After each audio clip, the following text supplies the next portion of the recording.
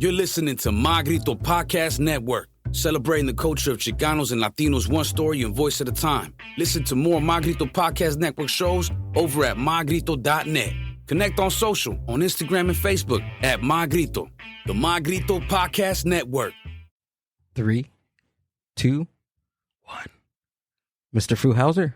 Yo. What's up, dude? What's up, brother? How's it going, man? Good, and yourself? Good, man. Good. Thanks for coming out. Thank you for inviting me, man. You have been the single-handedly most requested to come back to the Mind Buzz. Damn. That's an honor, man. Thank you. So where are you going to take us today? Wherever you want to go, man. as long as it's in California. So, Mr. Foo Howser, Javier Sadvin, has a podcast now, Californiography. Tell me about your podcast. Yeah, no, it started as a way to talk about the videos in a little more in depth, because I'm making like 2-3 minute videos and it's real easy to go off on tangents. So, you kind of condense it out to 2 or 3 minutes, but on the podcast, I'm able to talk a little more in detail about certain things, or sometimes after the fact, when you post it, somebody's like, oh, you know what, actually, this happened there, or this person was involved somehow. And then that's information that I didn't know when I was doing my research. So I'm able to go back and add a little more like context to some of the videos, or like I said, those little tangents, I tried to like reel myself in. I'm able to go off on the tangents in the podcast. Dude, so all your podcast episodes now, are they recycled content from your YouTube channel? Yeah, so like the first 3 episodes were me talking like about one video per episode, and then the last one that I did was basically talking about programmatic architecture. So I have like 3 or 4 videos that deal with programmatic architecture. So I was able to talk about a little more in depth about what it is, and then kind of take a little road trip in the podcast and kind of go to 4 different stops and then talk a little more in depth about each one of the buildings. So you actually go to the sites? That's my thing, man, is that that's the one rule I have, is I have to, when I film something, I have to go there. So I know that it'd be real easy for me to like, and not to, talk smack about, whatever, but it's like, I know I could you could talk smack. It's fine. This is why we have the podcast. Yeah. I'm trying to be diplomatic, like Switzerland, But, no, it's the thing is that I know that I could, it's actually kind of selfish too, right? Mm-hmm. So it's like I know I could make more content if I just did a green screen, or I took like stock footage of a place, or whatever. But I like to go to all the places to talk about because one, it gets me to get out of the house and go to these places. But there's a thing that and I don't remember who said it, but there's this thing called like history of place. So it's like, you standing there where the place is or where the history took place. There's something about it. You kind of, I nerd out about that kind of stuff too. It'd be like, oh man, like, in this spot 100 years ago, this happened, or, whatever. And then the other thing too, for me is, the videos I do, there has to be some sort of like remnant of the place. So like a plaque that says, hey, this happened here, or like the actual building, or, something that ties you back to what happened there. Cause there's a lot of things that people have said, oh, you should do a video about this, or you should do a video about that. But there's nothing left. There's like no plaques. There's no like monument. There's no remnants of any of that. And so for me, it's trying to get people excited about history, to be able to go somewhere and be like, hey, like there's that plaque he was talking about, or there's that tree he was talking about, or there's that building. And I can actually stand there and look at it, or look at that plaque and imagine what was here, as opposed to being like, oh yeah, you see this dirt lot, this was here, and then there's like nothing, there's nothing left there. Yeah. You know what I mean? That's the thing is about, with history, is that if you can somehow make it tangible to people, I feel like that makes it a little more interesting, for them, as opposed to just saying, oh, a bunch of dates, bunch of names, but there's like nothing for you to like visit or sort of feel that history. I feel that's what makes people more interested, if there's something tangible that you can see or touch. And what is it called? It's called the History of Place? Yeah, it's History of Place. So it's basically like, it's sort of that thing that like places are more than just like spots on a map. Mm-hmm. Like it's sort of like, this spot, this history happened here. And for me, like a year ago, my wife and I went to Jalisco, to, on just a vacation for our anniversary. Was their anniversary? I think it was for anniversary. Yeah, it was our anniversary. You better get it right, dude. If she's listening. Well, actually, we just celebrated. We've been together 18 years. Congratulations, Thank you, man. And we celebrated 10 years of marriage last week, and we took a little road trip up to Northern California. Nice, dude. But thank you, man. But yeah, we went to Jalisco, and what's that? Dude, I'm tripping. You know, I'm misremembering stuff. But the fact is, we went to Mexico. I think it was actually when we went to San Miguel de Allende. So it was for a different reason. It was a few years ago. We went for a wedding, and on the way through Guanajuato, we stopped by this church. And when the Mexican independence movement was going on, you know, the father Miguel Hidalgo, they walked through this church, and there's this path, and the tour guide was telling us that. And for me, like, to stand there in that spot where these people marched through on the way to kind of, you know, sort of, you know, fight for their independence, to me, that's like man, like I'm standing in the place where that happened. You know what I mean? That to me is sort of that history of place. It's like 100 years ago, 200 years ago, whatever it is, this happened here. And, you know, there's something, you know, to be said about that energy in that place, or like the vibes in that place, to be like, man, like this place is historic. You kind of sort of feel the weight or like the heaviness of that history when you stand there. Yeah. So when you brought up and you described history of place, dude, the only thing that comes to mind for me is recently I went to Tale of the Pup. Yeah. And there's a plaque on the restroom inside the restaurant that says, I don't know if we could pull it up on my IG, Amber, that says Jim Morrison recorded the vocals of LA Woman inside this restroom. And it was awesome. Amber she was the one that found the plaque, and I was like, no, fuck. She was like, Gilbert, go check this out. And I looked at it, and I was like, this is fucking amazing. And then we were looking at it after, right? And we were like, there's no way. It was kind of weird because it's a hot dog and corn dog place. And we're like, he didn't come to this building just to record the vocals of it. We thought it was still like the hot dog place. We didn't know it was their studio before. Yeah. So how did that make you feel? Like when you stood there and there was a plaque telling you that you're standing in the spot where the Doors and like Jim Morrison, like how did that make you feel? It was amazing. I went to the restroom. I wanted to eat my corn dog in the restroom, dude. I was going to tell the cashier, I was like, dude, hey, bring me all our food. We're going to eat in the restroom, guys. Come on, Amber. Did you find it? No, you don't have it on your Instagram. Oh, I didn't? I didn't post it? I mean, if you just, you just Google it. No, but see, that's the thing is that's what I mean. Like that being able to be like, man, like this is the spot, you know, or like going somewhere like, you know, we talked about this last time, and like the first McDonald's in San Bernardino, be like, this is a spot where this like fast food revolution happened. Going to the first Wiener Schnitzel, like the first Wiener Schnitzel is in Wilmington, and it's still there. It's still in operation. To be able to be like, man, like this one spot here is what set off that whole kind of thing. Like to me, that, you know, you felt that. So it's kind of cool that you kind of get what I'm talking about with the history of place. Yeah. Can you for some of our, like, someone that's listening to us like newer than when you were on before, can you kind of tell us what you do, like who you are and what you do? Yeah. So some of our new listeners. That's what I was trying to say. Yeah. So my name is Javier Servin, aka Foo Howser. You know, Foo, because I always say people, like, I grew up, you know, calling people fool. So I like to say I'm everybody's homie. And Hauser is for the goat, GILL Hauser. So, you know, that's Foo Howser. But yeah, no, I basically just, I've always been interested in history, specifically California history. And last year I started making videos of just things that interest me, things that I've always been obsessed with.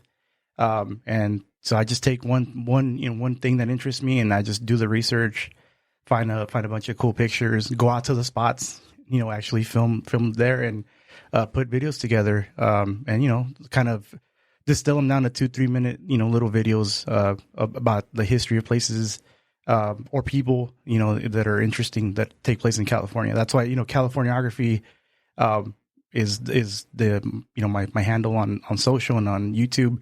And it's a word I made up. You know, Californiography is basically the study of California. You know, like sort of geography or oceanography is a study of, you know, the ocean. Geography, the study of you know, maps and, you know, all that kind of stuff.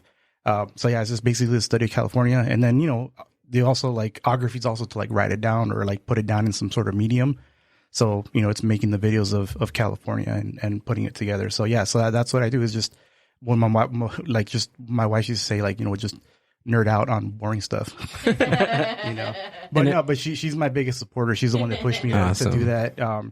She goes with me a lot of times to where I go film these things, especially like museums. Like she's super into like architecture and like, especially if we go somewhere like a Victorian mansion or something, she loves to see like period, like furniture, period decorations, that kind of stuff. But she doesn't really care so much about who lived there or what history happened there. But she likes architecture. So that's how I drag her in. I'm like, hey, like, look at this building. It's kind of cool. All right, let's go check it out. Yeah. But I was gonna say about the tail. Oh snap! My bad, dude. It's all good. The Tale of the Pup.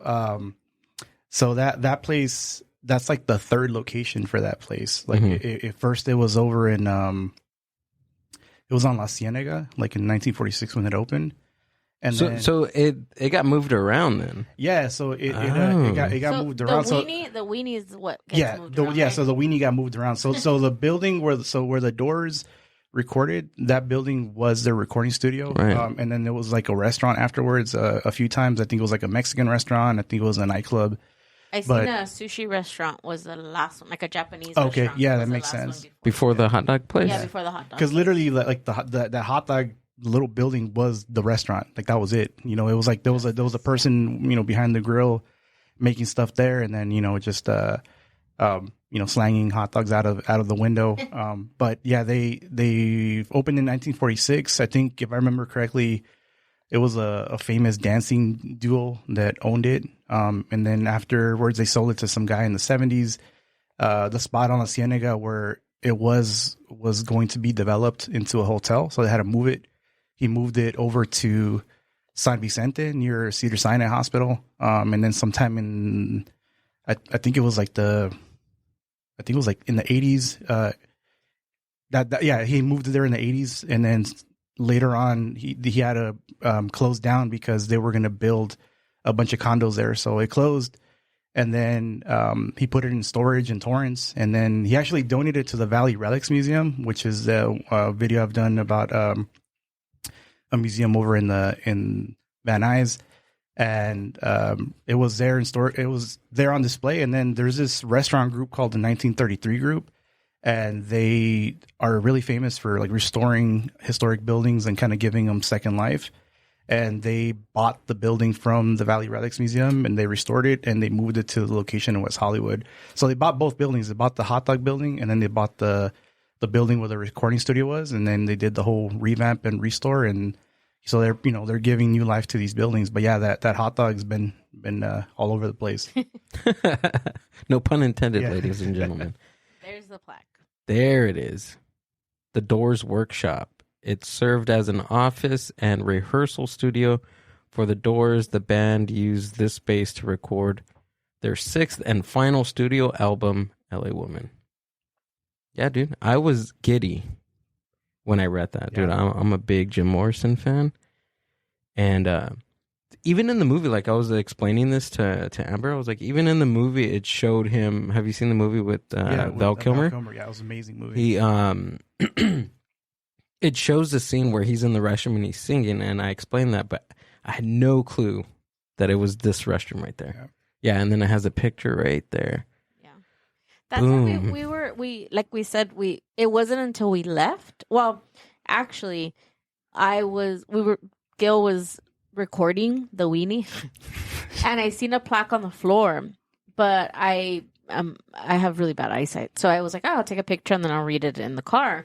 So I took the picture on the one on the floor, and then we got in the car, and then I was like, I wonder what the plaque says, and then that's when it said that it was that the whole building was the recording studio, and he was like, oh man, and I'm like, I knew he didn't just go record in a hot dog, building, so we didn't get to like bask in the entirety that the whole building was there. Yeah, but now you got to go back. Mm-hmm. Yeah, for sure we got to go back. But history of place, dude. That's I didn't even know that was a thing. Yeah, I don't remember where because I feel it like it's a feeling. It's a concept, but it's also like a feeling. You feel it. Yeah, that's the thing is like, especially if you go somewhere where like heavy stuff happened, you can definitely feel the energy. Whatever, yeah. But even something like that, like because you love the Doors and you like music, and to be able to be like, man, like this is where Jim Morrison was. I mean, yeah, like that, and that's what I try to like.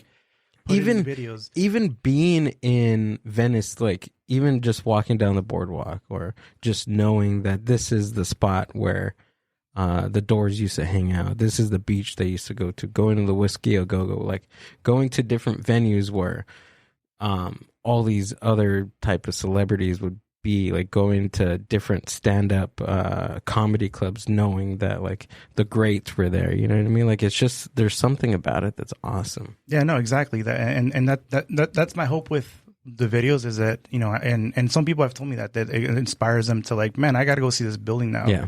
Or the other thing too that I really like, that I've been trying to focus more this year is like working with museums or like historical societies, because those people that do that, they do it for the love of their city or for the love of whatever their museum's about.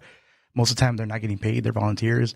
And when I've made videos for like the Montebello, the Sanchez Adobe that I made a video about, or I made the last one that I put out for the Hate Tree in Paramount.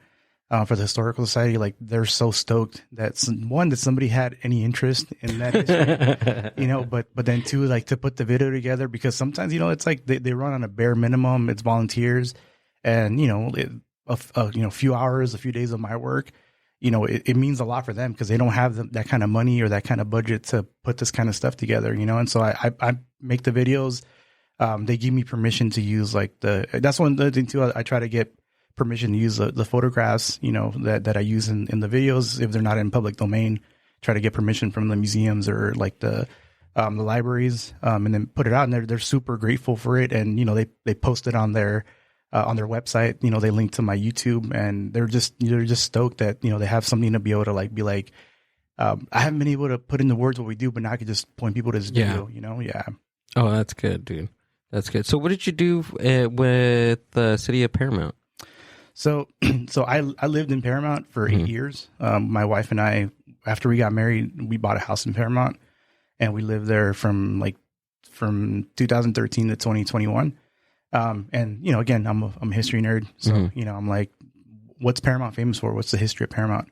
So I knew that this tree in Paramount was super famous. It's on the California Registry of Historical Landmarks.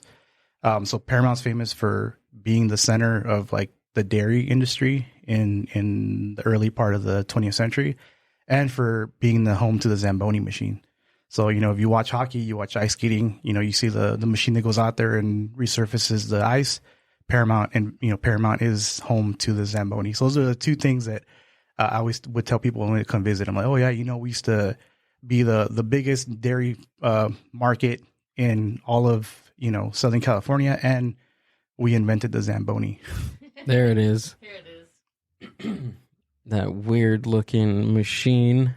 But it's used everywhere. Yeah. No, right. And that's the thing. They even have a Lego. That's awesome. And that's the great thing about it, is that family, the Zamboni, Zamboni, I forget his first name, but Zamboni played a huge part in like Paramount becoming a city. Because really? Him and his family moved there pretty early on. They started as they would sell ice. They would make ice, for the farmers and vegetables and that kind of stuff. But then when refrigeration got better, they're like fuck, like we're screwed. Like we sell ice, and now there's all this high tech refrigeration. So then they were like, let's open up an ice rink. So they opened up Paramount Iceland. It was an open air skating rink. They quickly found out that open air skating rink in sunny California is a bad idea. So they covered it up. But when they used to resurface the ice, it used to be like 6 people with like a shovel, and it would take like 45 minutes to like an hour to resurface the ice. So this guy Zamboni started tinkering. I believe he used an old Jeep, and he was tinkering, and he put his Yeah, there's that picture right there of the open air. Oh, right I there. have no idea. It looked like that. Whoa. Yeah, that's what it looked like. And actually, not now. It's owned by the LA Kings, so now it's called LA Kings Iceland. But yeah, it was, and that was fairly recently. That was like maybe like 2 years ago. Yeah, we passed by this, Amber. Yeah, it's right behind where we were. We even passed by the tree too. Amber was just like, "Hey, look it's the tree. That's the tree that Javier was talking about." I grew up in Paramount. I've lived in Paramount since I was 2 years old till like now as an adult. And honestly, I mean, I knew the Zamboni, but I didn't know like the tree. I didn't know what Iceland looked like before. Like, and I kind of, I think to myself, like, I wonder why, and I get it, right? The schools, they're going by curriculum or anything like that, but they don't teach us the history of our own city, where we're sitting at, where we're going to school, what, you know, like you said, the dairy farms, we know the cows are there. So that's how I knew we were dairy farms. But I mean, I don't know anything deeper. I think the only thing that I know about Whittier is that Richard Nixon went to the high school and he went to the college. Yep. And that he had his first office when he became a lawyer. Oh, really? Yeah. There's a building called the Nixon Building, and it's because that's the building he had his office in. And then I guess Greenleaf, whatever his name, it's an actual like person. Yeah, John Whittier Greenleaf. Yeah, he so basically the whole thing with Whittier is that it was founded by Quakers. Like a religious, religious group, and John Greenleaf Whittier was one of he was famous Quaker. So they said, "Hey, we want to name the city after you," and he was like, "Cool," But he never went to Whittier. Like he was like, yeah, cool, you guys can use my name. And he actually wrote a poem about Whittier, but he never visited. But yeah, they gave the name of the city Whittier Boulevard's named after him, Mm-hmm. and yeah, Greenleaf is also named after him. But yeah, no, going back to like Paramount, yeah, like the Zamboni, like I said, he played a big part in Paramount becoming a city, and then, the Zamboni's known worldwide. So it's always funny to me that like the Zamboni company has 3 offices. It's like one is like in Sweden, one is in, I think, Montreal, and then the other one's Paramount, And the family actually still lives there. Like the family still, like the Zamboni factory is still in Paramount. They still hand make all the Zambonis in Paramount.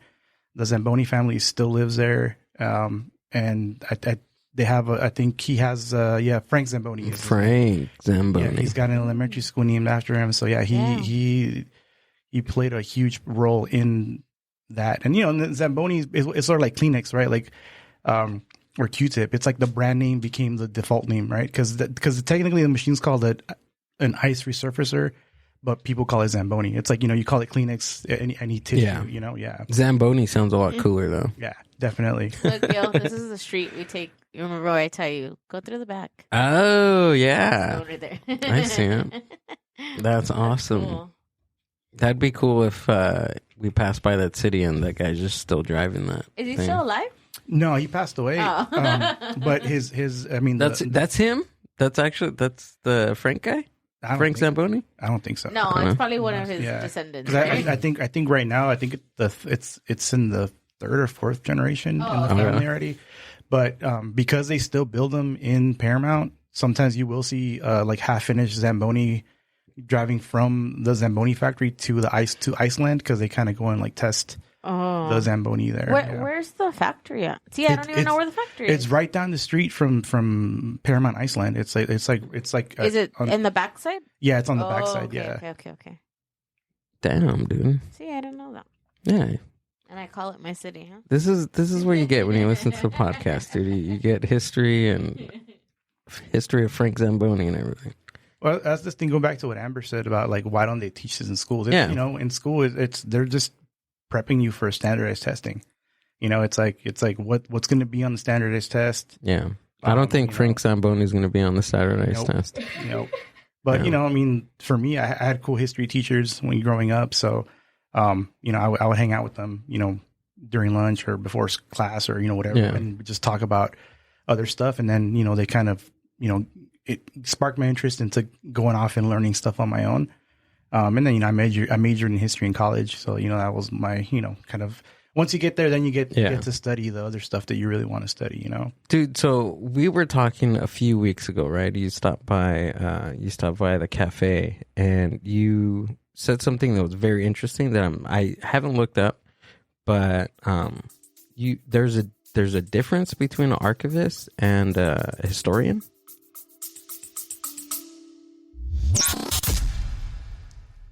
The Mind Buzz is powered by Mind Buzz Media. Mind Buzz Media is an on-site video and audio podcast production company. Have you ever thought about starting your own video and audio podcast? Or do you have an existing podcast that you want to take to the next level? Mind Buzz Media brings a professional podcast studio to you. Visit mindbuzz.org for more. Yeah, so I have a historian. You know, most of the time people say, "Well, what is a historian?" Mm-hmm. You know, it's sort of one of those things like a lawyer and an attorney. Mm-hmm. Like, you know, I think it's like everybody. If you pass law school, everybody is a lawyer. I think, but until you pass the bar, you're an attorney. I forget which way it goes. And sort of like with history, they're like, "Oh, well, you have a bachelor's degree in history. Are you a historian?" Some people are like, "Oh no, well, you need to like write a book." Or you need to teach, or you need to, you know, I don't really buy into, you know, I don't even buy into the thing that you need to have like a degree in it. You know what I mean? Like because there's a couple of people that I know that do kind of the stuff I do, that research and make little, you know, videos or blogs, and they're like, "Oh, I don't really consider myself a historian." I'm like, dude, you're putting in the work, you're doing the research, right. You're writing it down. That's a historian, you know, like, you know, for me, you know, but I guess the traditional definition of it is somebody that, you know, researches history, writes books or articles or teaches it, is like a historian. And then like an archivist is sort of like a librarian in a sense. Like an archivist is somebody that works in an archive, that, you know, is in charge of like the collection for that particular archive, arranging it, cataloging it, putting it, depending on the archive, putting it on display or in preservation, being able to make it accessible to people. So that's basically like what a librarian does too. But like archives, for the most part, librarians traditionally dealt with books, but, you know, libraries, you know, now deal with all kinds of things, books, DVDs, digital stuff, you know, but it's basically, it's related to librarianship. The difference is that like people that are librarians, they get an actual degree in library studies, and it's like a professional degree. Whoa, is it really? Yeah. Like that's the thing. Dang. People try to like say that like, "Oh, what does a librarian do?" Whatever. Dude, like every single librarian has a master's degree in library studies, and it's a professional degree. Whoa. So it's like having an MBA or whatever. It's an MLIS, Master's in Library and Information Science. Whoa. Yeah, I have a cousin that's a librarian. She has a. Do you really? I do. I learn new things about you every episode. I do. I just give you little bits and pieces. Who are you? I gotta keep you entertained still. Yeah, that's what I was saying. It's like she's keeping you entertained. You know, kind of. You know, like, you know, give you little nuggets. Little nuggets here and there. Okay. All right. You're invited back on tomorrow for the next episode. So Javier, are you able to talk about your 9 to 5? Yeah, so I am an archivist. I work at a movie studio. So I work in a digital archive, so not in the traditional sense. Like, it's funny because I have a master's degree in moving image archive studies. So it's basically like film archiving. So I went to UCLA. That program doesn't exist anymore. It was basically a combination of like a film studies master's degree. Well, actually, it was a combination between the film school, the library school, and the archive, and it was all like a mixed program. So we took classes in library science. We took classes in film studies, and then we did classes specifically in like film archiving. But when we were going through school, it was all like physical stuff. You know, it was all like film. We learned how to like. I remember I did an internship at USC at the library there where I was splicing film together. So I was learning how to splice film, like rehouse film. I did an internship at the UCLA Special Collections where I was doing taking pictures and helping to digitize some of like the stuff from like physical format to like digital. Now in my day-to-day, it's all digital. It's all like files. So the team that I'm in charge of, we validate and ingest like over 50,000 files a year, and it's growing every single year. We're basically, I always tell people it's like working in the kitchen for us. Like we're like the kitchen managers. So it's like the files come to us. The files need to be in a certain format. They need to have, like if I get a file and it says that it's Spanish audio, it's stereo. Like I open that file, I make sure that all the information that goes along with that file matches, and I actually play the file, listen to it. I don't speak all these languages, but after working there for so long, I can tell the difference between Castilian Spanish and Latin American Spanish. I can tell the difference between, European Portuguese and like Brazilian Portuguese. The Nordic languages, like I'm obsessed with like Finland, so I can tell Finnish from Norwegian, from Swedish, from Danish. So we basically open all these files, we check them, and then once they're good to go, we put them into our database. And then that way, anybody that goes in the database looking for something, when they pull that file, they're sure that it is what it says it is. So it's like working in the kitchen, right? If I get a box and it says yellow onions, I open it. I'm like, yep, it's yellow onions. I put it in the pantry. That way, when the chef goes to grab it, he grabs a box of yellow onions. It's not purple onions, red onions, or whatever. You know what I mean? Yeah. So it's basically just all file-based checking of all these files and putting them into the system. And then I'm also involved in like a lot of meetings where we develop like policy, as far as like how to catalog things in a certain way. So it's funny because when I was in grad school, I fucking hated cataloging. And it's actually my favorite part of my job now to be able to like put things into like the boxes that it needs to go. Right. What I mean? Yeah. But it was funny because I hated cataloging and it ended up becoming like my favorite thing to do at work. Yeah. Isn't that funny how that always happens? And the thing is too, is like I'm an archivist and whatever, but like my own personal stuff, I'm like the worst person at like organizing things properly. Like my own personal stuff, it's all over the place, man. It's a good, it's like it's sort of like being a chef, right? Like if you work all day in the kitchen, you're working in the Michelin starred whatever, those dudes come home and like eat a bowl of cereal or make a grilled cheese. You know what I mean? Like the last thing they want to do is like, cook some fancy stuff at home. So I think that's probably what it is. Dude, when you told me you're an archivist, my first thought was like you in like a large warehouse moving around boxes. Like Raiders of the Lost Ark. I think that's what it was.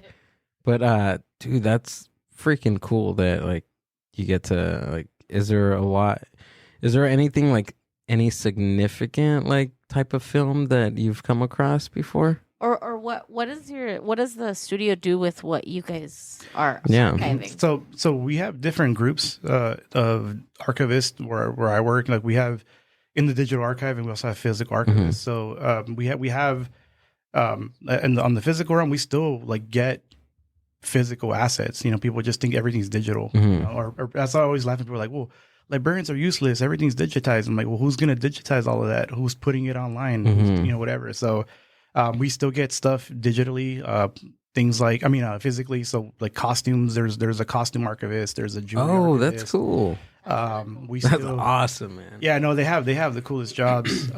There's also like I said, we still get like boxes of things like, whatever, if it's like scripts or folders of things.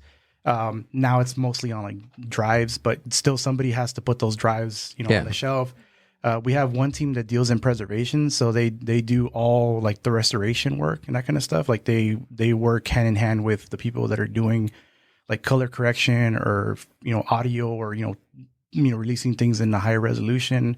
There's a preservation team. We have a team that deals with the stuff coming off the what they call deliverables, so things that are coming off of from production. So it's like like the when a movie wraps up or a show wraps up, all the stuff that they're sending that's like before it's like released, all that stuff is being captured and archived. And the stuff that I do is things that are being used to service clients. So if you watch stuff on TV or streaming, like all those services, they get their files from us.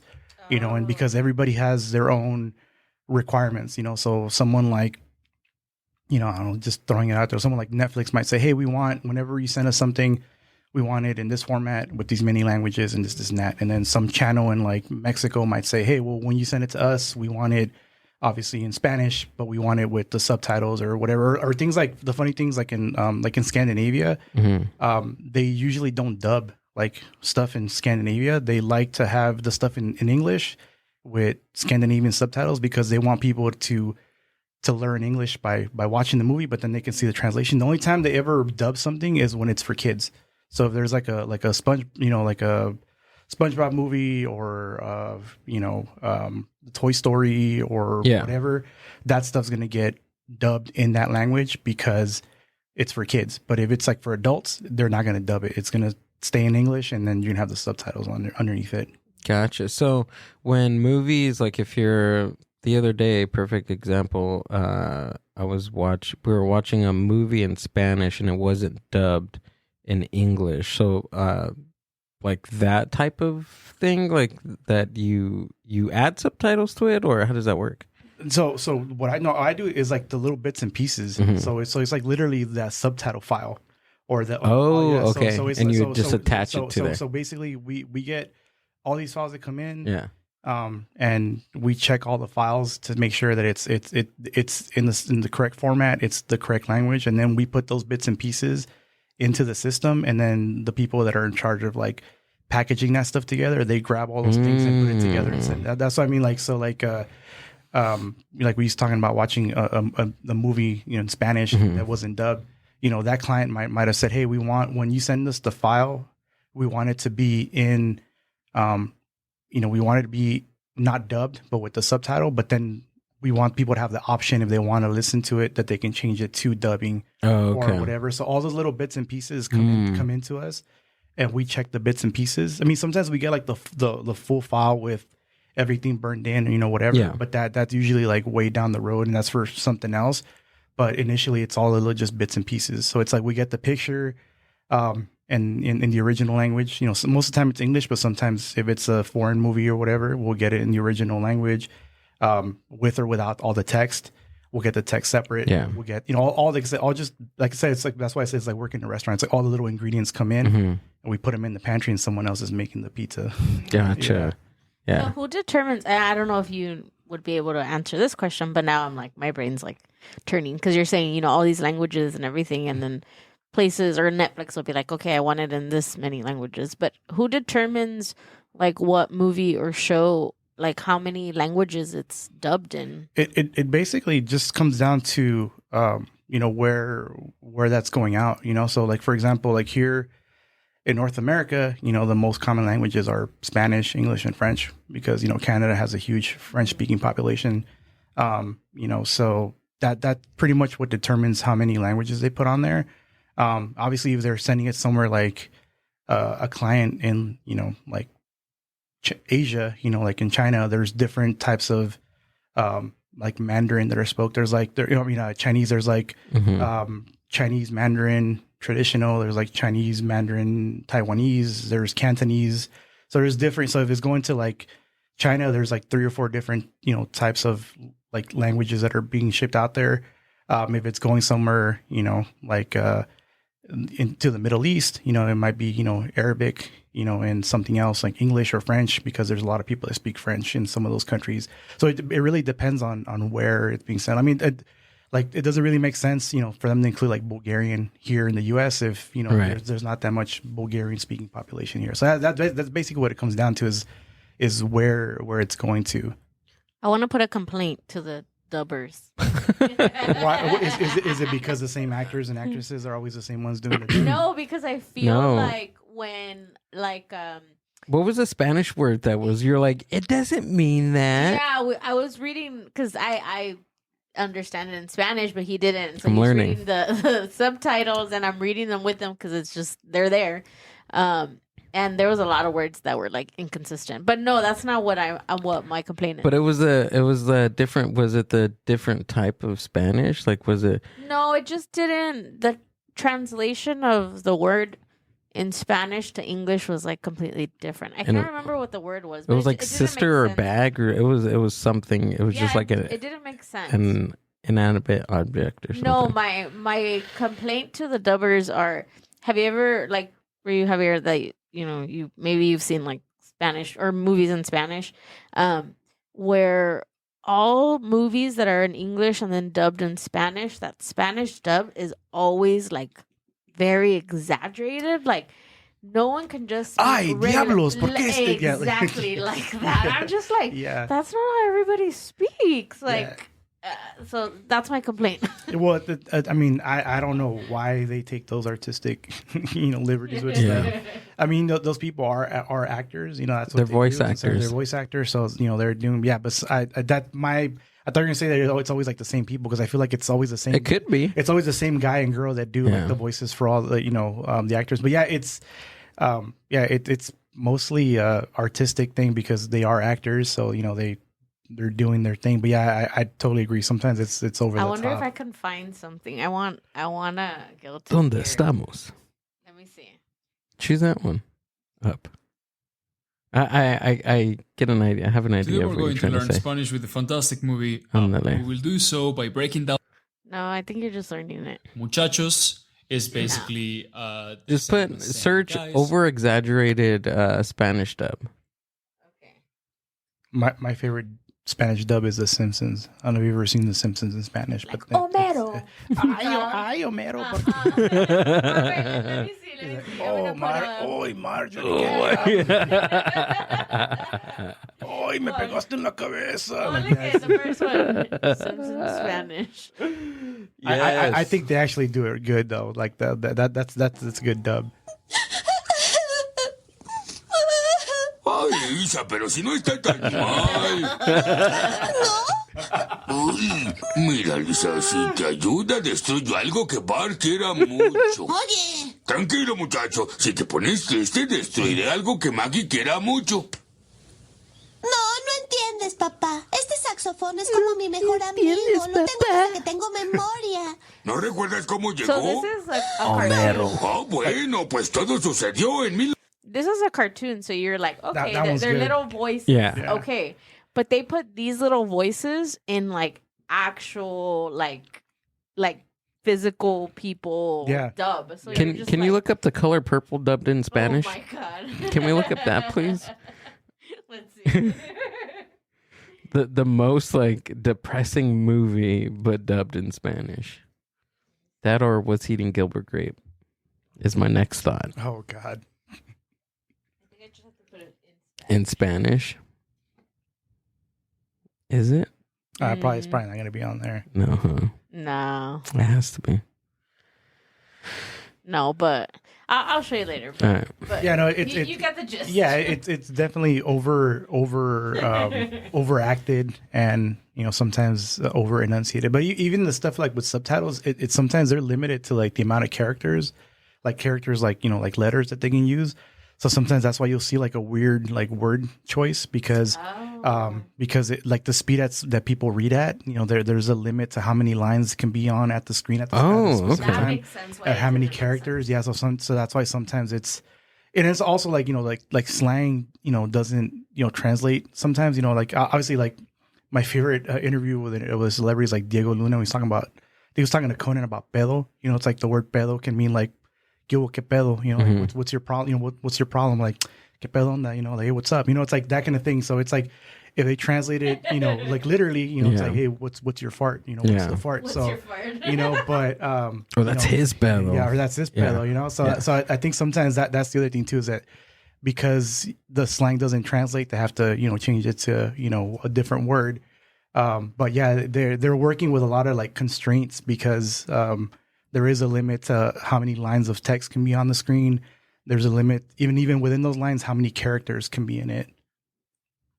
9 ways to use the word pedo? There's probably more. Oh yeah, sí, like, me puse bien pedo, elige al güey que era su pedo. Pedo can be drunk. It could be a fart. It could be. Oh, it could be drunk. That's right. That fool was pedo last night. Yeah, or like what's up, or like pedo. ¿Qué es tu pedo? Like what's pedo? your problem? Yeah. Problem. Ni pedo. Yeah. Oh yeah, look at that. See right here. De pedo, by chance, by luck. Al pedo, useless. Estar en pedo, drunk. Mm-hmm. Tener un pedo terrible, to be really drunk. To reapproach someone or tell them off. Cagada pedos. Cagar a pedos. What? Tirar un pedo. That's a fart. Extremely fast or in a hurry. A los pedos. See, and that's what I don't understand. Like, I feel like yes, English is a great language. You know, I know English, but I also feel like sometimes, like when I talk to Gil about something and I want to translate it, and it just doesn't translate the same from Spanish to English. And even like in Spanish we have te amo, right, which is I love you, and then there's te quiero, and I've always thought of the word te quiero. How would you translate that to English? I mean, What would it be? For me, like te quiero is like you can't say it's I love you, but for me, in context, it's more like I like you. Mm. You know, because you don't tell somebody like te amo is like, you know, like more like serious. You know, te quiero, you know, it's like, you know, I like you. You know, like because it's sort of like, oh, you know, quiero una hamburguesa. You don't say amo una hamburguesa. You know, it's like I'd like a hamburger. You know, so, Yeah. You know, so, yeah, that's how I look at it. Damn, dude. Is English your first language or Spanish? Spanish is your first language? Yeah, no, I was born in Mexico. Were you really? Yeah. Oh, shit. Uruapan, Michoacan. Really? Yeah, but my You know parents... how to make carnitas? I love that that's your first question. You know, it's funny. I don't, and I should. Because my mom, so my dad, Sorry. No, my Deprive me on this show. my mom is from... I don't know who you are. That's why. Who are you today? I know how to make carnitas. No, I'm just kidding. No, my mom is from Quiroga, which is like the capital of carnitas. Like that's what it's famous for. Really? Okay. And my dad is from Uruapan, which is like known for aguacates. That was gonna be my second one. Yeah, I do make a fucking good ass guacamole. It's like built into your genes. Yeah. And I know how to pick them out. You know. Shit. Yeah, you have to be able to do that. But It's because each state has its thing that it's known for. Like for me, Michoacan, I think avocados and Carnitas? carnitas. That's crazy. All right, now you guys, Sinaloa, what do you think? No, I'm just kidding. Don't No, say what you... mariscos. Okay. Oh, yeah. Okay. Yeah, that's what I think about when I I like think about that one. mariscos. Aren't isn't that a baseball team, los tomateros? Tomateros. Yeah. Tomatoes. Yeah, no, that's the thing. Is like every state in Mexico has it's known for its own thing, and you know, and everybody has their own like dish. That's what like everybody thinks that all Mexican food's the same, and it's like it's not, dude. Like, totally different. You go to like, and even within the same town, even same family, man. Really? Like my mom makes enchiladas different than my aunt because, you know, my dad liked them a certain way. You know, and growing up, my mom only made enchiladas one way, and then I spent a weekend at my aunt's house in Texas, and she's like, oh, because my mom would only make enchiladas with cheese and onion in them. Oh, yeah, that's us. Yeah, and my tia was like, "You want frijoles or potatoes?" And I was like, "You can get them with beans and potatoes." She was like, "Yeah." She's like, "How does your mom make them?" My mom doesn't make them like that. Like I went, and they were like, the best. Where am I? No, dude, it was like the best. It was like Who are you? It's like the best thing I ate. And I went home and I told my mom, "Hey, what the fuck? Like what?" You're skipping me. I got more feeling. Yeah, because I'm like, dude, like you learn from my grandma. Like, what's up? My mom's like, "Oh, it's because your dad, like he liked them with onion and cheese. That's how his mom made them." And I'm like, well, fuck that. We should have had an option, we should have, hey, do you guys want it like your dad or do you guys want it like, like my mom makes them? But to me, it's weird to eat an enchilada with chicken inside because I grew up eating them like that, like your dad. Just cheese and onion. Yeah. And then do you guys roll them or you put them flat?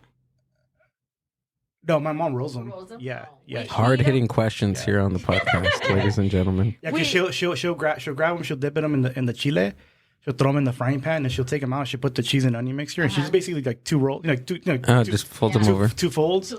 And then she'll put cheese and lechuga on top, and then on the side she'll serve them with like potatoes and carrots that have been like cooked in the same salsa from the enchilada. And then when we went to Michoacan, that's why they call them enchiladas placeras.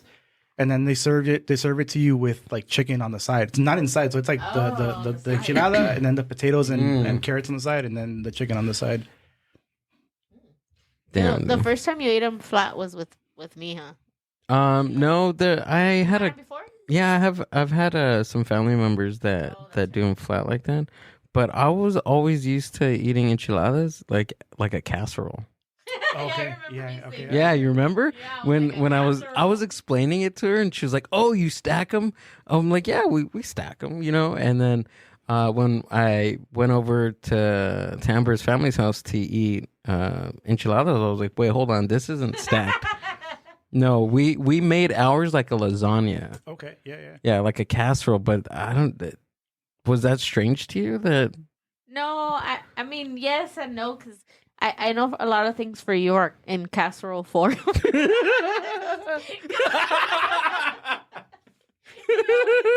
You always tell me, oh, that'd be good in a casserole. My aunt used to make casserole. And my mom never made casserole or anything. So I No? was like, casserole? What the fuck is a casserole? yeah, but now I know. Like now I notice things that certain people in the world make. Everything's a casserole. Everything's a casserole to them.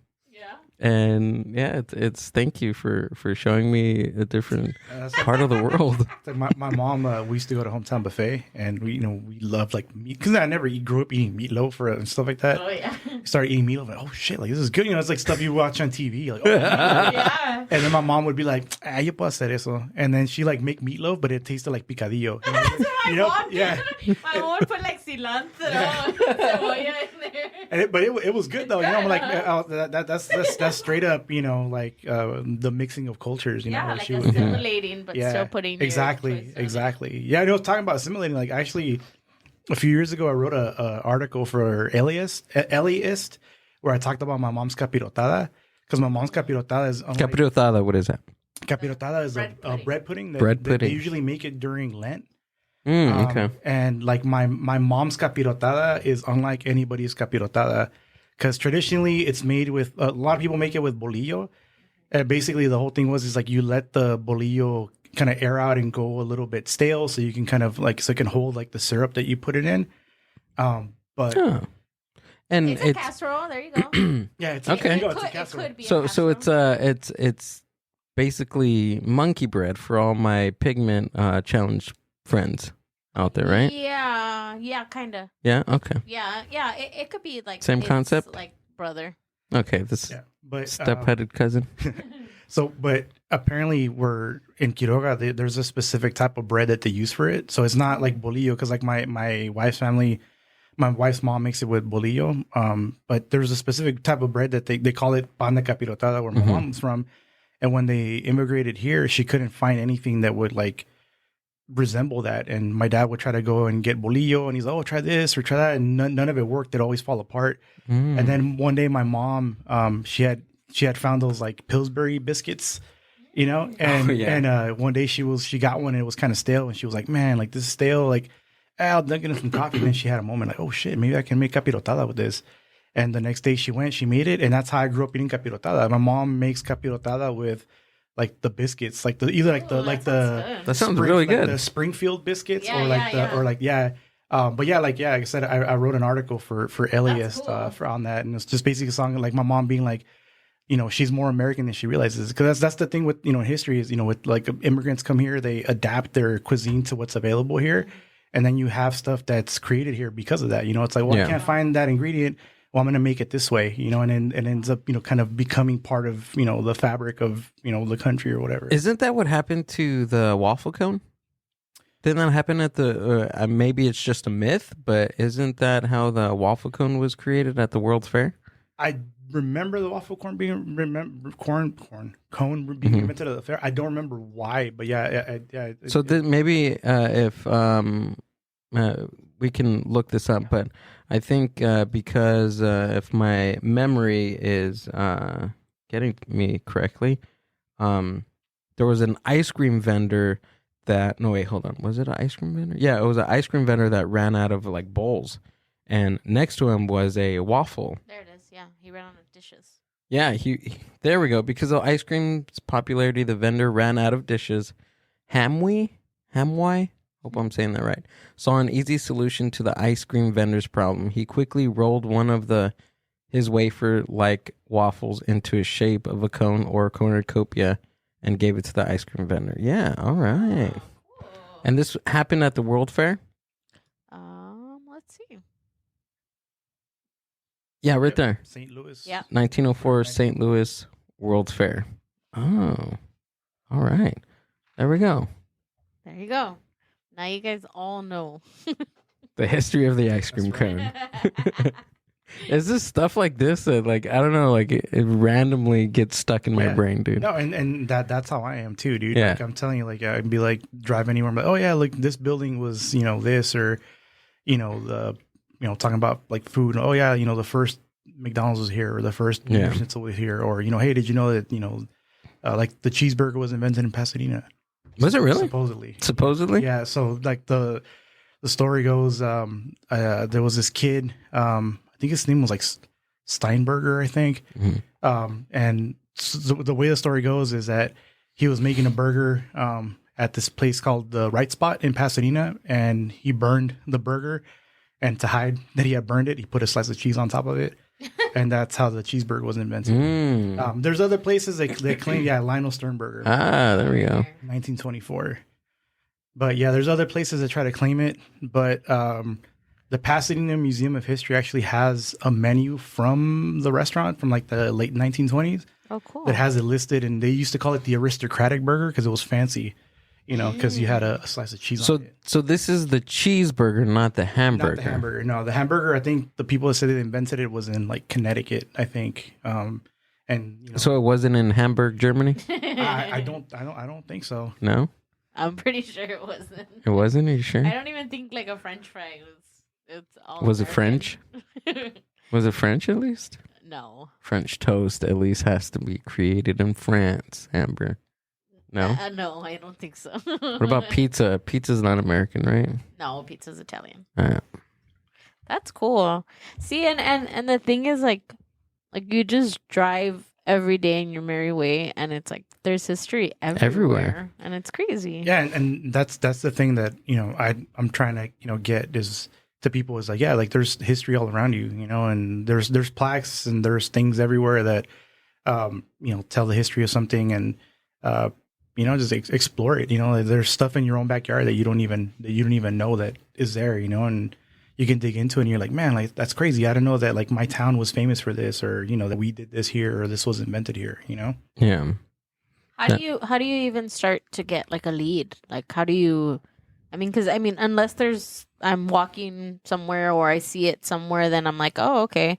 But how do you even start to find a place or want to investigate on it? So for me, there's a lot of things that interest me. So one is like that programmatic architecture. So like the Tail of the Pup is one of them. It's like basically like buildings that look like what they're trying to sell. So that's why I found the tamale building. I was like, I'm going to do research on this. Or like I'm obsessed with Vandecamps too. I used to eat the donuts as a kid and the cake, so started digging into that. But sometimes it's just random, just driving past. Sometimes I'll be driving somewhere with Ellie, and then there's a plaque there. I'm like, no, stop the car. She's like, what did you see now? What did you see? And I jump out and I run over there, take a picture of it. I'm gonna look it up later. But there's actually a website called like the Historical Marker Database that I use a lot. Whoa. And it basically lists like historical markers of any kind. So it doesn't have to necessarily be like a California historical landmark. It might be like a city landmark, or it might be there's a group called like Eclamptus Vitus or something like that. That's like a California Historical Society, like it's like an informal group, and they put like plaques up different places. Usually they put stuff up in like sort of non-traditional, like things that wouldn't be considered like historic. Right. They like traditionally they put up plaques in those kind of places. So that's how I start kind of digging around, and then once I find sort of like pulling on a thread. Once I find a thread, I start to I usually just first a Google search, and then I try to rely on like legitimate sources, like newspaper articles, or there's a book, or if somebody has a documentary about it, things like that. So that's how I start doing the research. And if it's something where I know that there's like an institution that has stuff, I'll usually reach out to them. Be like I did with Paramount. When I was like, I'm gonna do a story about the hay tree. So I looked for pictures. I found pictures on the city's website. And so then I reached out to them and said, hey, I want to do this video on this hay tree. can I use the pictures? And then they're like, yeah, you can use the pictures. And here's this document that we put together that we sent to the state when we want to make it a historical landmark. So they gave me like a really huge like resource that I could use, that somebody had already done all the work and looked up all the sort of like primary sources.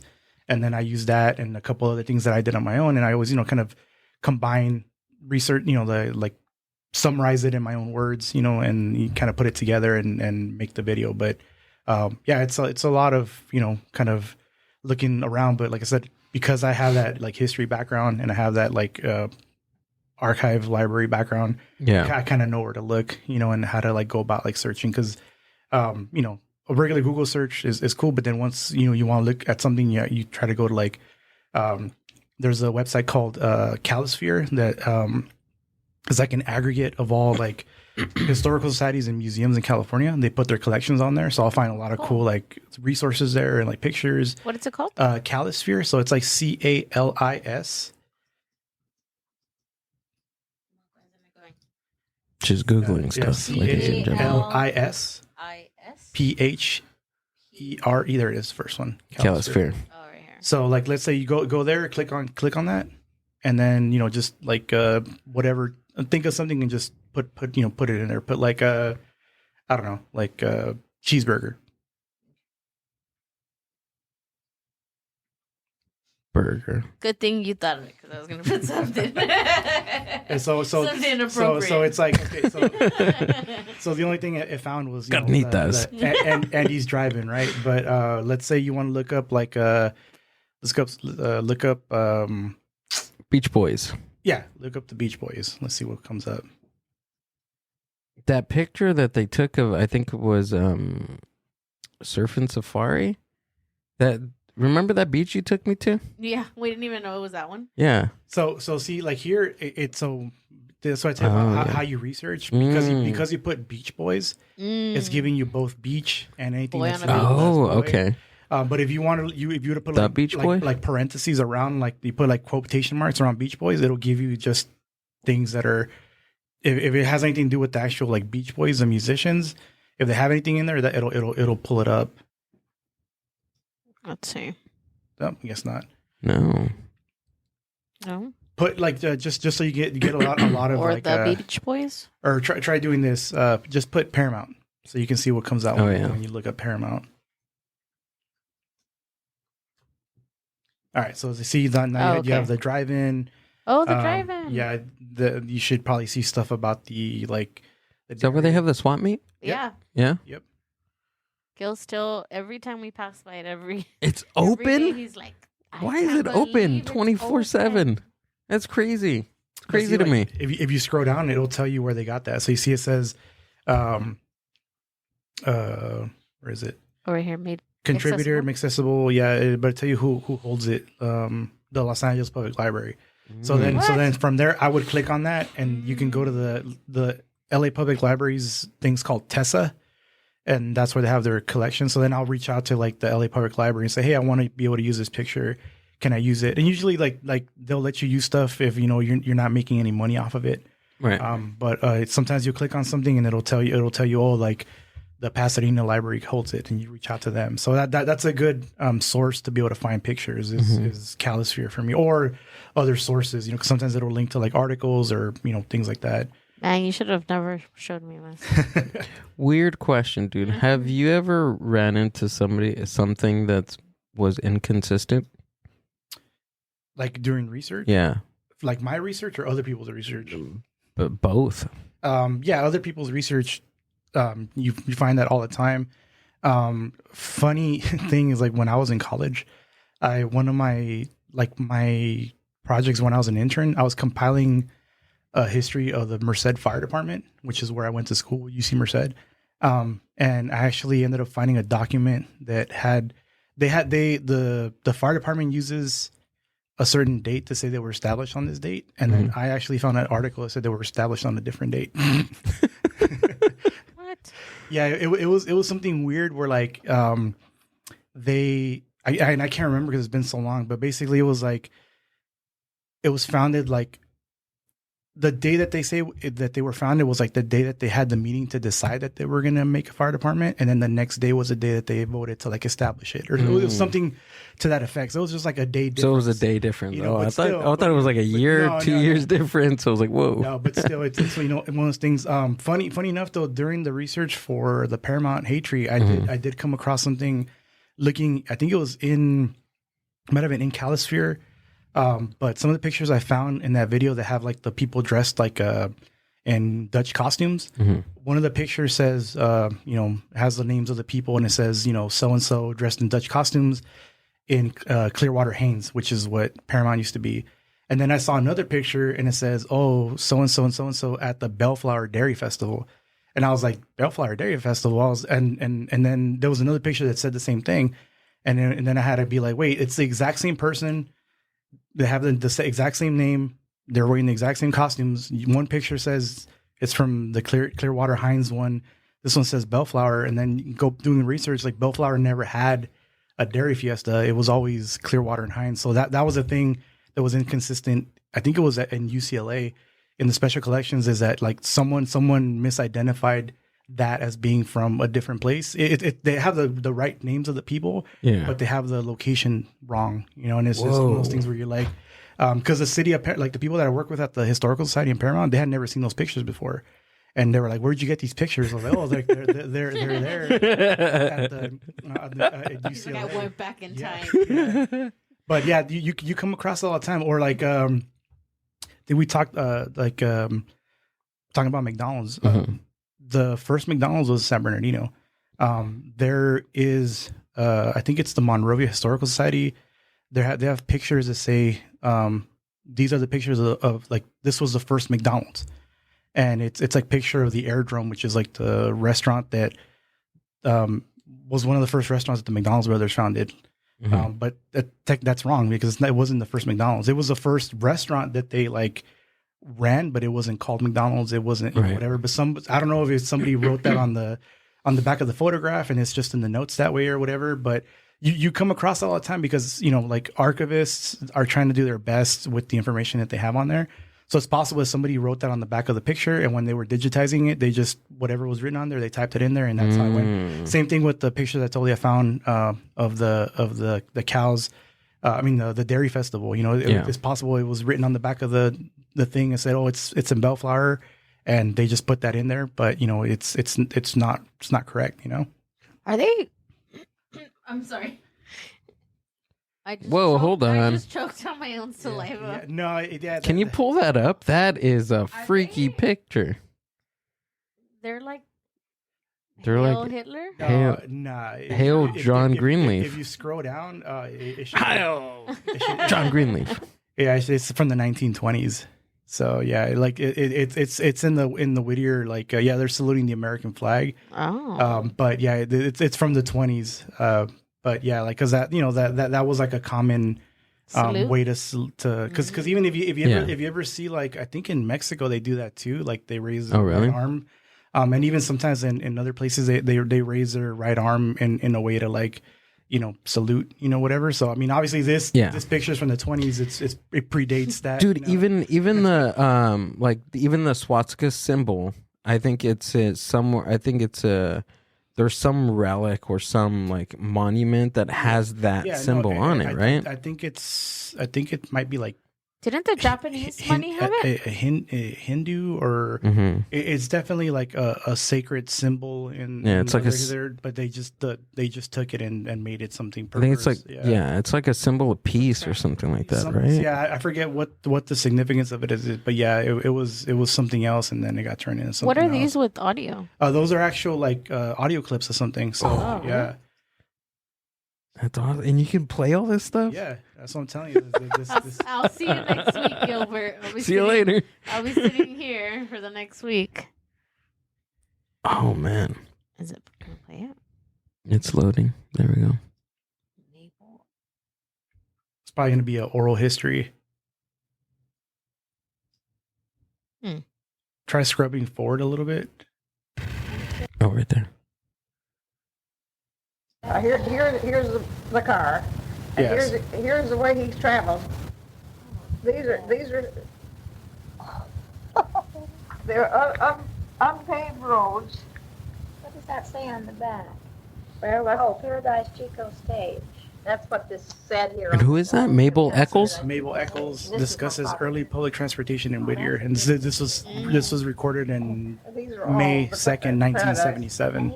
Oh, 1977. Yeah. So yeah, I'm telling you that Calisphere is like They used to carry all a hole where you can just go in and just This start is licking cool. stuff up. And, Man, this you know, is like yeah. a rabbit hole. Yeah, Yeah. definitely. Dude, what do you think about like like historical like conspiracy theories? I mean, some of them ended up being true. Yeah. You know, so I mean, it's one of those things where, like I said, some of them ended up becoming true. Yeah. You know, some of those are really interesting to Have you ever go down. Have you ever went down a rabbit hole in any of those? I mean, probably the big one is, you know, the JFK, Mhm. you know, but, yeah, it's one of those things where it's like some of them with like most theories, you end up like pulling one string and then the whole Mhm. thing unravels and you're like, that doesn't, Yeah. make any sense. But, yeah, there's so much stuff out there, you know, that is just, I try not to go down that rabbit hole. What about what about Amelia Earhart? Yeah, that one is one of those things where like I mean, I wish they would, you know, could find, so, you know, finally put an end to the whole speculation. But I mean, some of the theories that, you know, that I've read, you know, because when I was a kid, I used to love reading about the Bermuda Triangle and all that kind of stuff. But yeah, one of those things was like, you know, she was abducted or she ended up somewhere else or whatever. I think the most recent thing I heard was that, you know, that the giant crabs, the what? that's supposedly on near the island where supposedly they think she might have like crash landed. Yeah. There's these like giant crabs that like can tear like people apart. What? I think so. They were like, most likely they're like, and they're scavengers. That's what crabs feed on. They feed on, you know, like stuff on the bottom of the ocean floor, you know, whatever. But these crabs come on land and they're fucking huge. And so that's one of the theories, is that, you know, her and her navigator she was with crash landed on this island.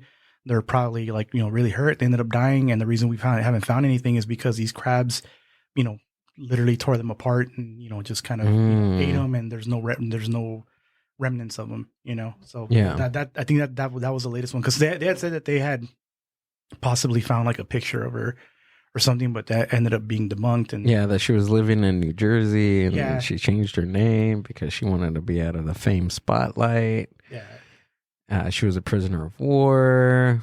The Japanese found her. yeah, I've heard those. Yeah. Like, that's the thing, is once something, you know, sort of people disappear, you know, or there's like a murder that happened in some sort of way, you know, everybody kind of wants to come up with it. If you're like, you know, like the Black Dahlia murder, you know, Yeah. it's like somebody, you know, wants to come up with a theory about why that happened, or, you know, whatever. And, you know, sometimes they have like, you know, evidence, but that's what's about like being a historian is, you know, everyone thinks history is just learning about like dates and facts. But when I was in school, it was like, they teach you like everything you thought about history that you knew, like forget it, because you don't know shit. You know? Yeah. And there was a book, I think it was called like history for historians, I think it was called. And basically it was saying like, someone says, oh, like I know American history. And you go, do you? Like, yeah, like where did you learn it from? Like, well, I got it from this book. And like, oh, well, you know that book's interpretation of American history. You don't know all of American history because you haven't, you know, whatever, because depending on who wrote that book, that person has biases, you know, so they put their bias in there whether they want to or not. The things that they choose to put in there versus the things that they leave out was like a conscious decision on their part, you know. And I know I do that all the time. I know I do that all the time too, because sometimes I feel like it's, you know, like in 2 minutes I can't tell everything that I need to tell about this one place, so I'll leave stuff out. Not that because it's not important, not because it's, you know, whatever, but like sometimes it's specifically because I'm talking only about this period of time, you know. So I feel like if I include stuff before that, it adds some context to what I'm talking about, but it's not, you know, for that period of time that I'm talking about. You know what I mean? So anybody that writes books about history or whatever, they have their own biases. They're putting their own biases into it. They're omitting things. They're making an argument and then they're bringing up evidence to back it up. And, you know, and so the thing is, you know, like anybody can say whatever they want. You can have all this kind of evidence, but then if you go looking into that evidence, it might fall apart, you know, because it's like, oh, well, where did you get this? Oh, well, this person said it. Okay, well, who is that person? You know, it's like, you know, it's this person says they heard it from this person, they heard it from that person. It's okay, well, that kind of falls apart, you know, because then it's, you know, you're playing telephone, you know? Yeah. But if you have an actual, like we just heard right now, like an actual recording from somebody that was there, you know, it's a little more believable because they lived it. But then it's also like, well, how long ago did they live it? You know, because if you're talking to somebody about their experience yesterday, today, then their memory's better. But if you're talking about what happened 20 years ago, and they might get some stuff right, they might get some stuff wrong, you know? Mm-hmm. If you were to find like a journal or newspaper article that was written at the time, that's much more reliable because it's contemporary, you know? So it's all of that kind of stuff that has to do with, you know, with the study of history and putting things together. You kind of have to kind of look at it and kind of be like, you know, like talking about, you know, conspiracies. Well, where did they get this from? It's like, oh, well, they found this dude that, you know, said he heard it from this dude, they heard it from that dude. You're like, well, you know, can you really put too much, you know, stock in that? But if someone has like, oh no, I have video footage and I shot it on that day and here it is, it's okay. Well, then that has more credence because that was from the time, and you know, it's a firsthand account. You know what I mean? So it's all that kind of stuff. Yeah. Now that we are in the digital age, like who's recording like history of today? Well, I mean, right like now, how does that happen? The thing is, like, it's one funny thing when anybody says like, when I was younger, like, man, imagine if you had the world's information at your fingertips, right? How much smarter we would be. Yeah. And it's made us stupider. You know what I mean? Because it is because that's the problem is a lot of people are like, oh, well, it's on the internet, it has to be true. Yeah. You know, and that's the thing is that one thing that I don't think is being taught so much is like being able to dissect sources.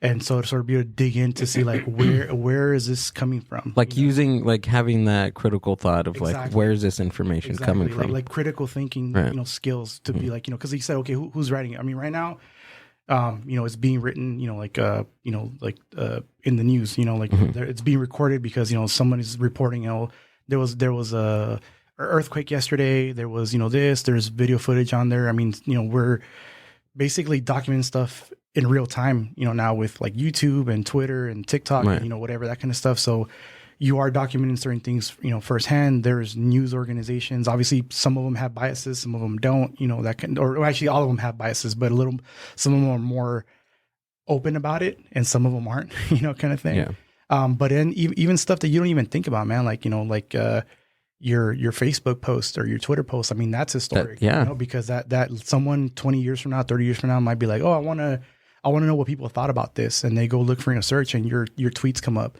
and then, you know, or your Facebook posts come up, and then they're like, oh shit. Or even somebody like, let's say 20 years from now doing a study on like podcasting, and they go looking for podcasts, and then they come across your stuff. I mean, that's a historical document, you know what I mean? Like you're writing it right now because they're going to be able to be like, okay, how was that thing going on during, you know, the 2020s, you know, how was that going on, and what kind of things were being talked about, or, you know, whatever. I mean, so it's kind of, in a way, we're writing it. Yeah. That's a weird concept, dude. Yeah, no, I mean, that's strange. Well, people, like I said, like, I mean, think about stuff like, you know, like the Diary of Anne Frank, you know, she was writing, that was for her. Yeah. She wasn't writing that for anybody else, but what she was writing, you know, after the war, her dad published it, and that ended up becoming a firsthand account of what happened to that little girl during that time, you know, or people that like would write letters back home during World War II or the Civil War, or, you know, newspaper articles, or, you know, whatever. It's like at the time they weren't thinking that it was going to be like historically significant, but like, I mean, like we're living through history right now, you know, we just, you know, we're coming out of a pandemic, you know, whatever, we lived through that, you know, all the recessions we've lived through. Yeah. I mean, I was in high school when 9/11 happened. You know, that was a big historic, you know, moment, you know, that happened in my lifetime. You know, the Challenger or whatever space shuttle that blew up, you know, all these things that are happening while you're living, they're historical moments. And however if you decide to go and tweet about it or do whatever, that ends up becoming part of like the historic record. You know, it ends up being something that gets pulled in a newspaper article, or in the future when they go back and do things for textbooks. I mean, shit. There's. I was looking at somebody talking about visiting a museum that had like artifacts from the 90s, and you're like, you're like, wait, like I played with that Game Boy. I like was playing on that Macintosh. Yeah. I was playing Reader Rabbit on that thing. You know what I mean? And now it's like a relic in a museum. You know what I mean? Like, it's like, what? Amber and I were watching American Graffiti last night. So that film was filmed in 1972, and it was based on the early 1960s, and that's 10 years from now. But we also had a thought like what if it was based on like the 1950s, and that was only 20 years ago? And she was like, well, like what would 20 years ago be like now? And I said, that's only 2000, dude. Yeah. That's not even that was just and think about it, dude. It's not even like in our mind it's not that long, but like from you think about 1970 and then go 20 years back, and that's 1950s. Totally different time frames. But maybe because we lived in the 2000s and then now, does it seem like a significant time? No, not at all. Not for me. Think about Back to the Future. When did that movie take place? In the 80s, right? Yeah. What time period did he go back to? 2015, right? No, I'm back when he went to. Okay. With his mom. You know? Yeah, in the 50s. Yeah. All right. So if they filmed that, if they did that movie now, what time period would that take place in? Yeah, like you know what I mean? Like, yeah, it's trippy, man. It's crazy, but like I said, I mean, we're living in it, even if we don't know that we're living in what's going to be significant in the future. I mean, what happened recently? That bank that just failed, that Silicon Valley Bank. I don't know if you heard about it. It's the biggest failure of a bank since 2008, since Washington Mutual failed. Wow. So right now, all that stuff's just coming out, but we're living it, and then, some 10 years from now, they're going to be like, oh, this is the biggest bank failure since 2023. You know what I mean? It's that kind of stuff that, because we live in this like this information age, everything just comes out. Like I'm like, I don't know about you, man, but I'm tired of living through historical. Like, yeah, seriously. Give us a break.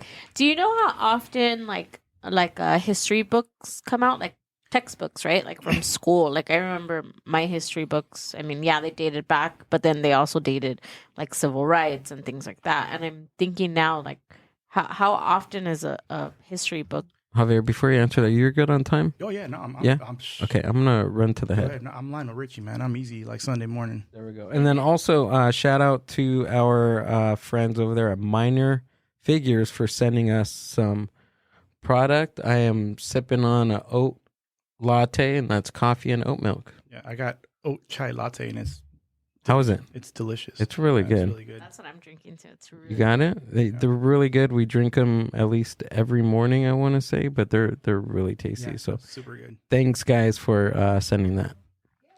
Yeah. So I'm not sure, Amber, like how often they get published. It really depends on because there's books being written all the time, right? Yeah. So I remember when I was in college, which was, I mean, I graduated high school in 2002, but I went through community college for a bit, and then in 2008 I went to like UC Merced, and when I was there, I remember we read a book about the Taliban. Somebody wrote a textbook about the Taliban, not a textbook, but a book that we used as a textbook in one of my classes, and it was a book that was written, like a few years before. So it's like somebody said, hey, you know what, this thing that's going on with the Taliban, and the like the poppy fields and all this kind of stuff is significant. I'm gonna write a book about it, And so they wrote a book, and so it's a book dealing with a specific subject, but somebody wrote about it.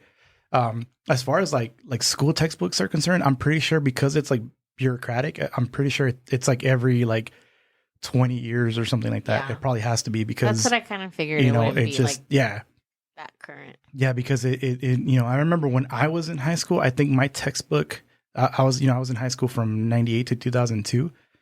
I think my high school textbooks ended like with like the fall of the Berlin Wall, which was like in the late 80s. 80s, yeah. You know what I mean? So it's like you had all this stuff in the 90s and that wasn't in there, you know? Because so. I know like in college too, I remember like semesters when I was taking psychology, it's like every semester that I took a class, it was like a different textbook. And it was like, no, you can't get that volume because there's been things change. Like even if it was like a page or two, there was always something being rewritten. I know that for college, they're always like, you know, changing. So that's why I was wondering. Yeah, no, well, the thing with that is money with the college books. I worked in the college bookstore, and that's what it is. Is like sometimes there's not that much of a difference from one edition to the other, but it's just because, you know, they're like, oh, well, they want to get their money for it. Yeah.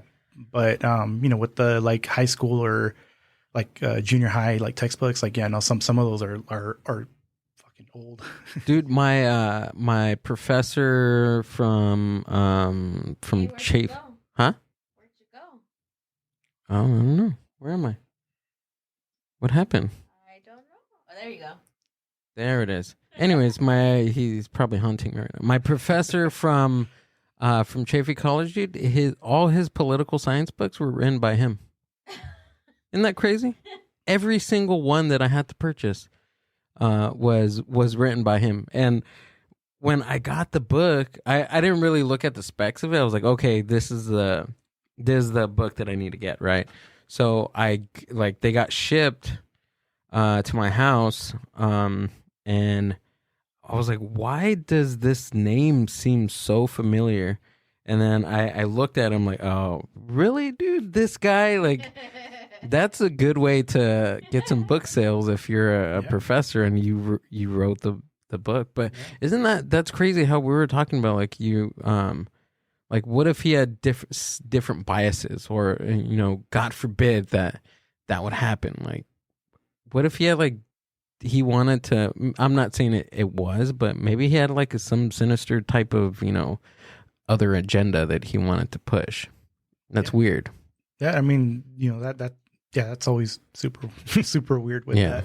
But yeah, I mean, that's the reason why, you know, when you go to college, you know, you can challenge, you know, professors on stuff, you know, and you know, like make your voice heard, you know, be like, hey man, like you can go to the administration, be like, hey, you know, I don't think it's cool that was weird. This dude is, you know, making me buy 5 books. And they're all by him. They're all written, you know? By him. Yeah. It's like a picture book of all pictures of him.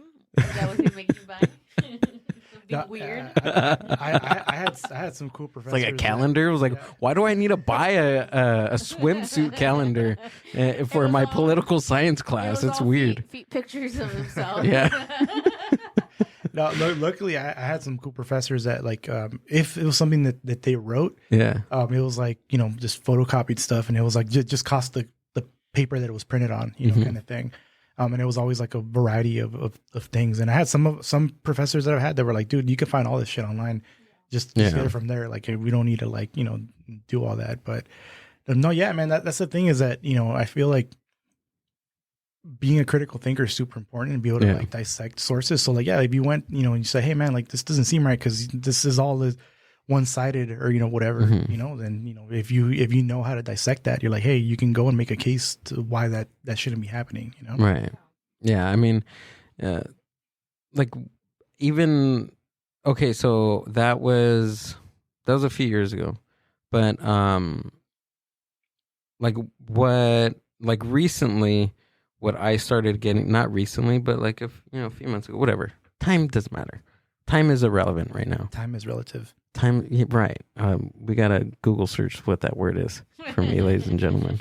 Not only I don't know Spanish, but I know only very little English as well. No, but like, what book was it? Say, for instance, The Open Veins of Latin America, right? Mm-hmm.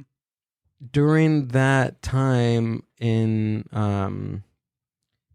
Central America, there were also the same slavery happening in Northern America. And I was like, why? Of course, maybe you learn that in world history, but it was just so, like, I found it so fascinating that, like, the same thing was happening, but just like, 1,000 miles away in a different country. Like, people being taken over. There's a book, people being taken over for resources of the land. And same thing was happening in North America around this time. During the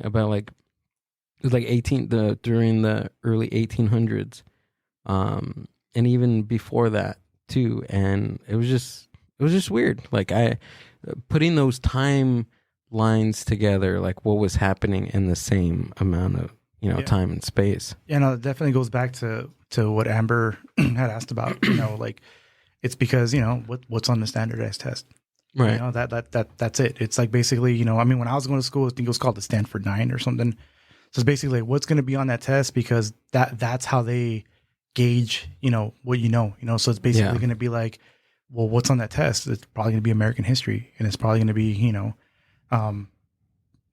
like who was the first president of the United States? What amendment, freed the slaves? That kind of sort of thing. So that's why you probably don't learn that in high school. Unless you have like a special interest and you join a group like, some Latin American History Society or, that kind of thing. But once you go to college, you have that ability, right? Or you take like a world history class, right? Yeah. But even in the world history class, you might not learn, it might be like 1 week, or like one class where you learn about all of this. And have you read that book? I have it. I think I vaguely remember it, so I think I might have started it and I never finished it. But yeah, when you said it, I knew exactly what you were talking about. It's great, dude. Yeah. It's amazing. Yeah, like my copy is in the next room over, and I have just post-it notes of just notes and notes, because I'm like, we probably talked about this before, but I'm like super fascinated in like the 1960s, and even the stuff that was happening in Cuba in the 1960s, in Central America in the 1960s. I was like, whoa, hold on. San Francisco was a pretty hot spot in the 1960s, but even Cuba was, of course, with the Cuban Missile Crisis too and everything like that. But aside from like political stuff, like there was even still slavery going on in the 1960s in Cuba. So there's so many things, like you said, like that you don't learn about until you start digging into stuff. I took a history of Mexico when I was in community college, and like learning about like the Tlatelolco massacre in 1968 in Mexico City. Like I had never heard of that. Obviously I'm here, but just learning about things like that.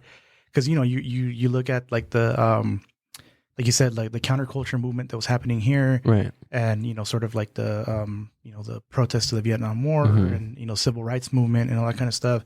But like because it's sort of like America centric, you realize that all that stuff was going on in other places with other things, and like it's like the Tlal and then Tlate Tlate. Over here. Yeah. And just the massacre. How do you pronounce that? What is it called? Tlatelolco. Tlatelolco. No, Tlatelolco. Oh, Tlatelolco. Yeah, no? Tlatelolco. TL is Tlatelolco. And that was basically like it was a lot of college students that were like protesting I think it was the Olympics that were coming to Mexico City. Oh, really? And they were trying to basically like embarrass the government, because right before that, and then, supposedly the official government story, I think, was that like the protesters started shooting at them, and then the Mexican military responded later on, talking about conspiracy theories and things like that. Supposedly it was like secret, intelligence people from the government that started that were the ones that like shot at the military in order to start the massacre. So it's like that kind of stuff. Yeah. But yeah, that was a huge dark day in Mexican history. Wow. Well, I didn't know this. That's crazy. Dang. Yeah, history is fascinating. Yeah, if I remember, do you guys ever watch that movie Roma? Yeah, I think if I remember correctly, I think this takes place in that movie. If I remember correctly, I might be misremembering, but yeah, that's. You might be right. Yeah, I just didn't make the connection. Oh, that's cool. President calls massacre. I'm not gonna. I'm not gonna even try. I'm not gonna try it. Marchers for a peaceful event. Dang. 1968. Wild times, dude. Mexico. It's crazy. Dang. So is there anything that you collect, like history wise? I mean, I know in one of the your podcast that you were talking about the Vandecamp, right? You said you collected like mugs or something or things with that memorabilia. But are there other things that you collect? Well, so yeah, for sure. Like books, I have a lot of history books. I kept all my textbooks from college, all my history books. I kept all of them. I sold all the other ones, but the history ones, I kept them. But yeah, my wife's always like, "What did you buy?" I'm like, "Oh, I bought something on eBay." She's like, "What did you buy?" Recently, I bought a pie tin from Knott's Berry Farm. Oh, a what? A pie tin, like a oh, tin. A pie tin. Yeah, pie tin, yeah. From because the thing is now when they make the pies, they're like if you want to go, it's like the aluminum cheap ones. This was like a hard tin that says like Knott's Berry Farm on it. Yeah, it came and my wife was like, "What did you buy?" Like, yeah, I bought on the right, like you go, yeah, sort of like that, but like like one of those, yeah. Oh, you just bought like a regular. Yeah. Yep. Oh, wait, I just bought a pie tin recently from So mine is probably one of those pictures that popped up there, but yeah, just literally one of those. The one on Etsy. Yeah, because all happy. I just sold this to Javier. Was this you? For $1,000. Yeah, I got him. That probably was her. Yeah, no, like I tell you, like so there's certain things that I'm like obsessed with, right? So like one thing is fruit labels, like fruit crate labels, because those fruit crate? Yeah, fruit crate labels. Yeah. So if you look up actually go Google Label Man. So just Label Man. This guy is really cool. He's out in Chico. Go to all because it's probably gonna be like on that. Yeah, right there, the first one. Yeah, so oh, I see what you're talking so about. So all these labels that they used to slap on like wooden crates back in the day to like and I actually have a book on the history of fruit labels. But basically it's like that was like advertisement for California. It's basically like you would slap a thing on there that had like a nice like a bunch of orange orchards and like the mountain in the background and be like, "Oh, look how beautiful California is." It was like selling California to the rest of the country. Oh, I lost it. Rialto and Redlands are huge in citrus fruits, right? Well, the citrus industry started in Riverside. Like it kicked off. Like there's actually they call it the parent navel orange tree. Basically, like all navel oranges like can be traced back to this one tree in Riverside. Wow. And so it's just like it played a huge role in the development of California and a lot of these counties and cities. But yeah, it's just like all these sort of like advertisement for California. It was like, hey, look how beautiful it is. So I have 2 labels that I've bought from that dude. I bought one called I think it was like the Mission Orange crate label. And then I have one from Whittier that's like the Avocado King cool. label. And then Vandecamps, I found a picnic set on eBay. It was like four Vandecamps mugs. It came with a coupon to save 10 cents off a Vandecamps cake. I think I missed the thing expired in 1986. How do you spell it? It's VAN and then space and then DE.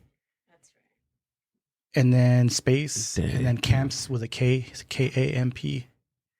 And that's that blue and white packaging, right? It has the like a what is called a windmill. Yeah, windmill. I mean, right now they're famous for that. Yeah, like that coffee shop one because they're famous for fish sticks because I was part of their thing at the restaurant. See, but also these are the donuts. Yep. Oh yeah, these were the forbidden donuts in my house. If these donuts were in my house, it was because my dad went to the grocery store with my mom. That's the only reason they were at my house. Oh, so it's these ones. And you were saying, dude, in your podcast too, that they used to have like brick and mortars around Southern California. Yeah, it was huge. Like they were like a whole chain, like up and down. Those crumb donuts are so good. Yeah, they started like as a potato chip. Like they started selling potato chips out of like a storefront in downtown LA. But then there was a potato shortage, and then they had to like switch. So they started selling like baked goods, and then that was a hit. So then they opened up a coffee shop, and every bakery store or coffee shop they opened, they had this like windmill that they had. This designer, if I remember correctly, he like was a set designer on like a bunch of really famous movies. And they designed this thing to be, to be iconic, as this windmill for them. And the coffee shops were famous for donuts and cake and their fried halibut. So then they got into the frozen food business. And then when the guy Theodore Van de Kamp was one of the founders, passed away, they split the company in two. So they said, okay, we have the frozen food division and the bakeries. So frozen foods is still good. Van de Kamp's fish sticks are still in the grocery store, but the bakery went out of business. They filed for bankruptcy like in the 90s. Rouse was still using the name Van de Kamp's for a bit. But then they just switched over to Kroger. So now you can't find Van de Kamp's. But one of the cool things is that Theodore Van de Kamp's granddaughter is actually working with somebody that was a master baker at the bakeries. And they're like trying to like, because obviously like this was large scale. So it's really hard to take a recipe that was like on a factory like level and then put it down to your home, like a household thing. But she's working with this guy to like revive some of these recipes. And supposedly spring of this year, they're going to start selling like at farmers markets in Orange County. So I'm looking forward to that because I want to be able to like go down there and have some of these like cookies and donuts, from. Wait, so I can't have the powdered donuts anywhere? So those powdered, so you can find like. I'm like, wait. So the closest that you're gonna get is Entenmann's. It comes. It's the same thing. It comes in a blue and white box, same color, but Entenmann's is from, I believe New York. But like Van de Kamp's, like nah, like I've tried when I started doing the research, I'm like, no, I kind of remember, and I went to Ralph's and did all this kind of thing, and then I'm realizing like, no, man, I missed the boat by like 7 or 8 years. Oh, so it's been that long since? Yeah, it's been that long since they stopped. I mean, the bakery went out of business like in the 90s, but like I believe like Ralph's was still using the name for like the stuff that they would make in house, and then now they just call everything Kroger. So like back like 5 or 6 years ago, they started just saying Kroger cookies or Kroger donuts or whatever. But yeah, and that liquor store is pretty interesting because that's like one of like the first one that says LA Avenues Project. That used to be one of their like bakery stores, so that's why it looks like that. They just took the windmill off of it. But yeah, the only one that's still standing is the one in Arcadia. But all the time I pass by like Denny's or something like that, and I see those like that like wavy like that looks like an upside down paper plate kind of thing. And I'm like, oh yeah, that used to be a Van de Kamp's. Because it has that design. Oh, dude, the Wonder Bread and yeah. You unlocked there used to be one core of these, memory unlocked. Yeah, Yes. there was one in the neighboring city, and I just remember the smell. I could smell man. it. Yeah, And it was all the stuff that they would pull like from like the grocery stores, or like day old bread or whatever. Yeah, when I was a kid, I grew up like the first 5 years. We lived in South LA, and there was a Weber's. That's what bread. it was. Oh, Yeah, Weber's. Weber's Yeah. bread. I couldn't They had remember one- what it was called. They had one in Whittier right there on Washington Boulevard. Yeah, they were all over the place too. Like they were like a huge Southern California thing. The factory's still there. I like that. I was actually planning on making a video. That's what I was looking Yep. for. Right here.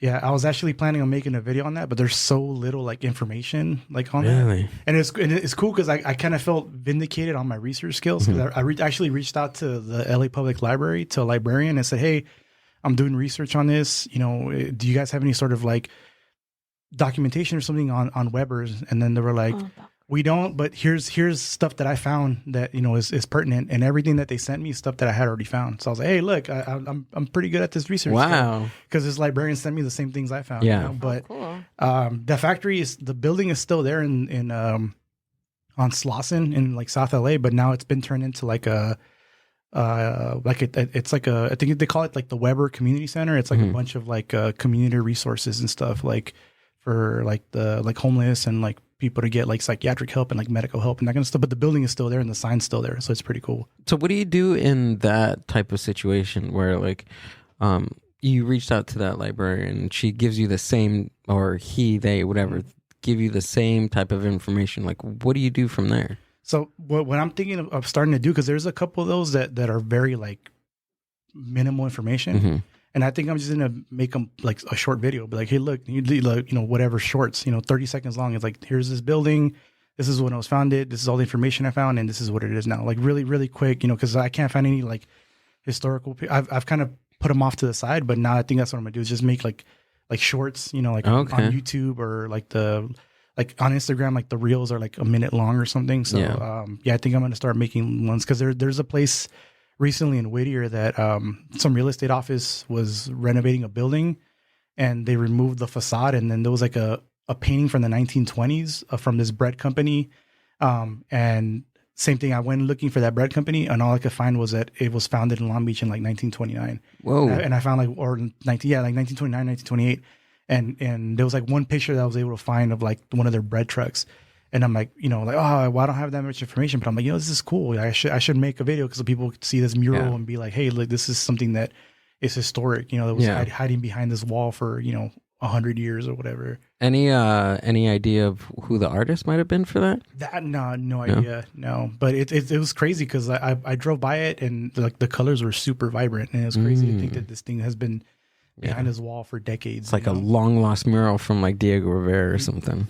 Well, there's one in Olvera Street, like that center from I think from Cicados. Really? Yeah, like I took a tour. So from who? From what? Alfredo Cicados. He's another famous Mexican muralist.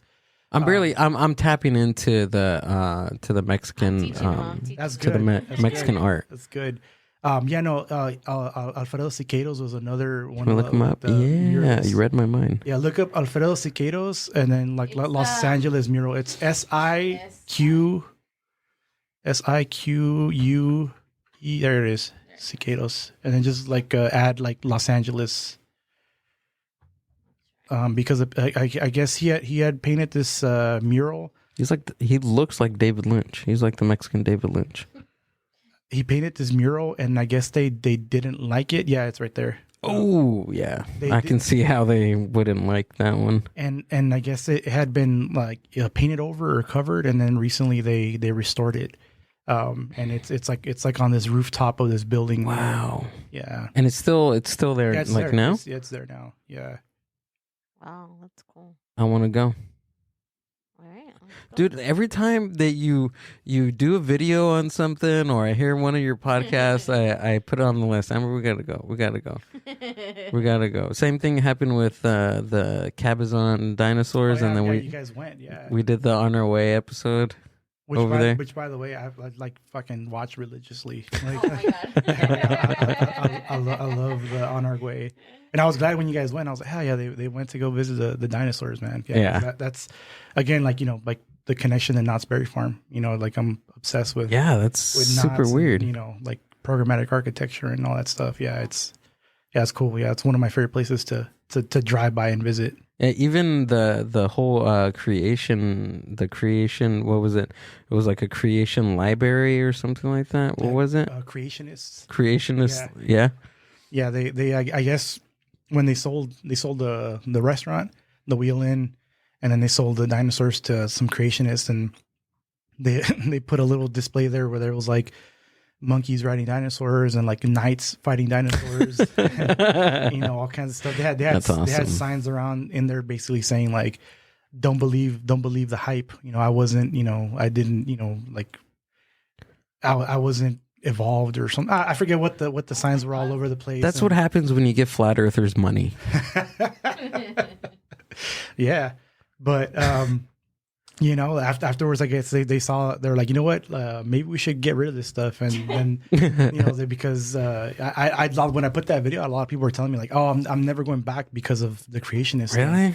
And then I was like, dude, I just still go check it out. I went, there's nothing there.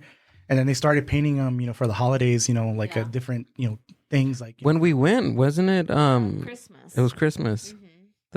The T-Rex was in like a Santa suit. Yeah. You said that there was a restaurant there. Is that the Burger King now? No, so where the Burger King is at, like right across from the Burger King, there's like an empty lot now. The only thing that's there is a sign that says the Wheel Inn. That was the whole thing, is that he worked at Knott's for, I don't know if you want me to give you history or whatever, but like he worked at Knott's.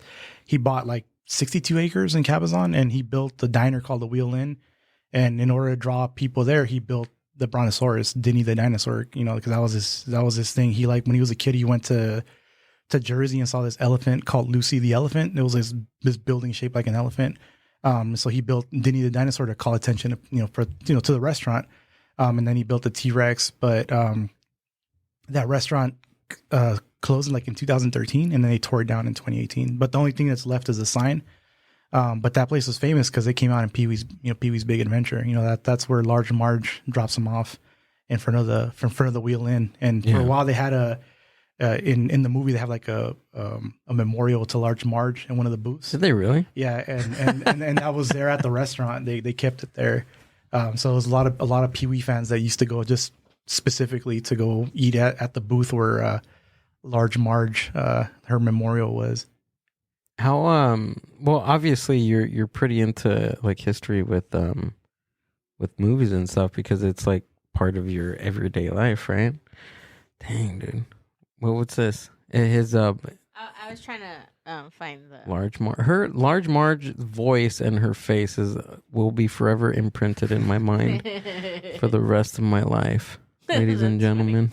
Funny. I'm real quick, and I don't know if it'll interest you, but my sister bought a home years ago, and in the garage she found a chest, and the person that sold her the home was the niece of the people that live there. So she was like, I don't want anything. Whatever's there, if you'd like to keep it, keep it. If you don't, just throw it away. So it was a big chest, and it was from World War I believe. Ooh.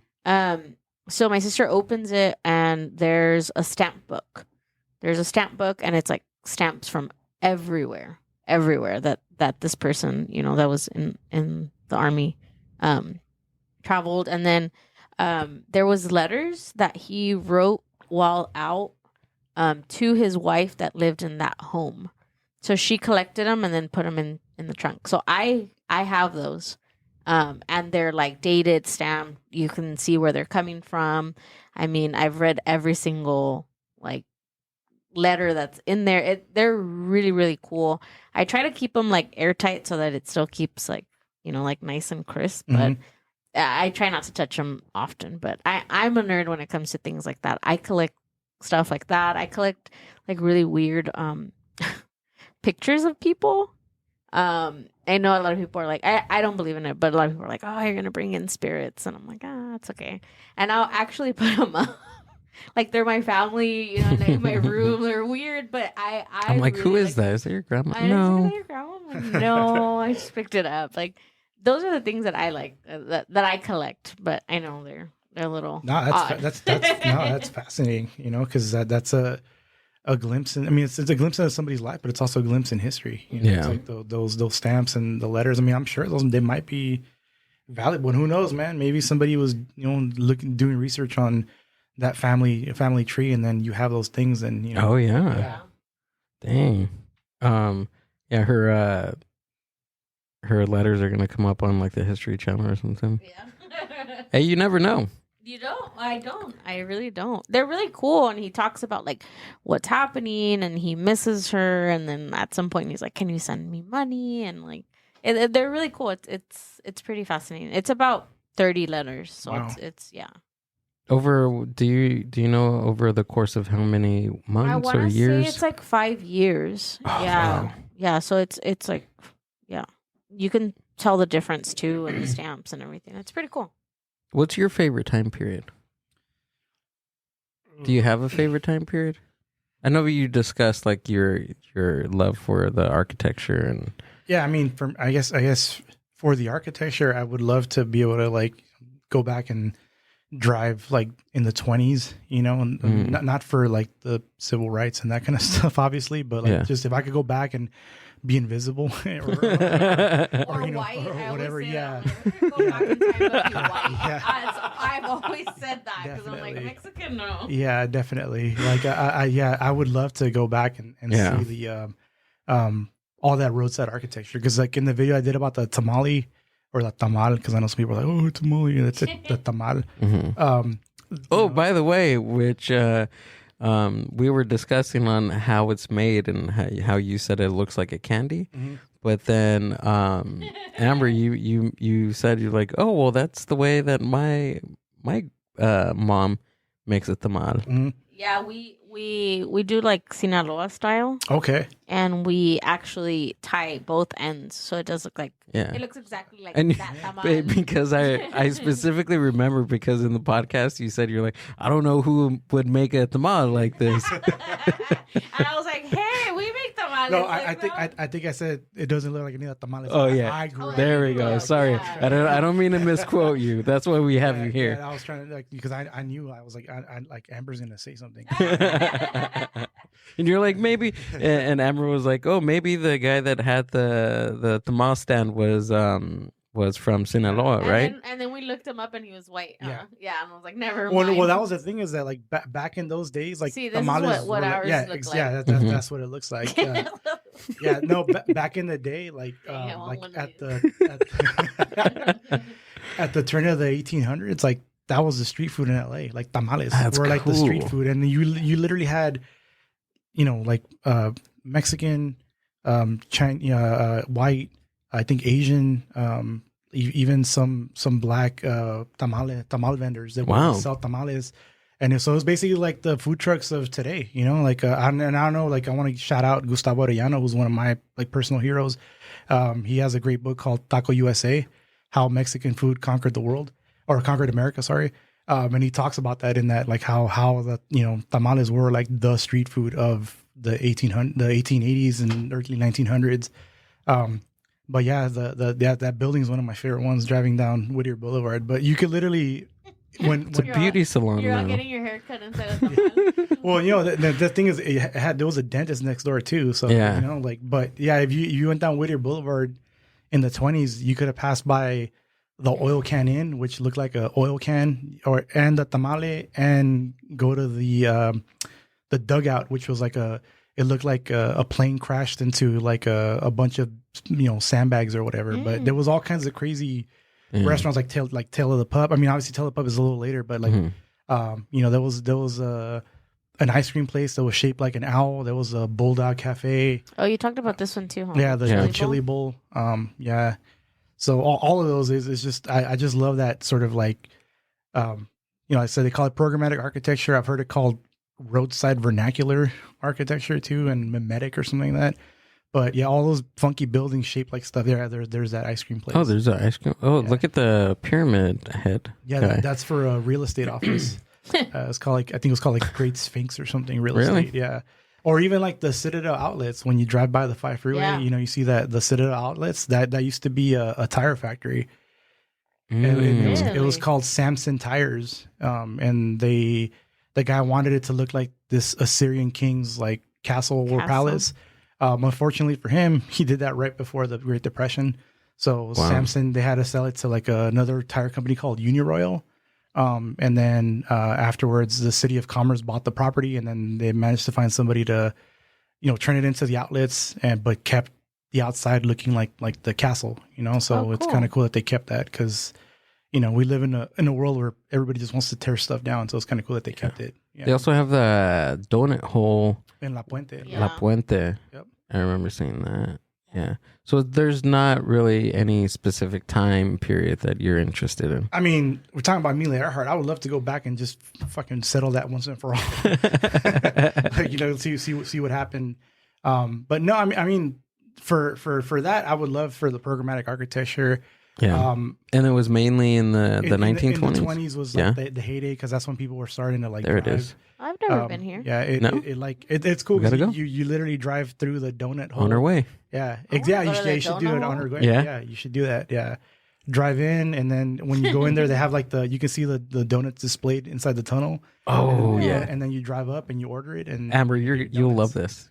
Yeah, You'll love it. And then we'll do the episode as I'm ordering, and we can fight about how many donuts that I How many purchased. donuts you purchased? Yeah.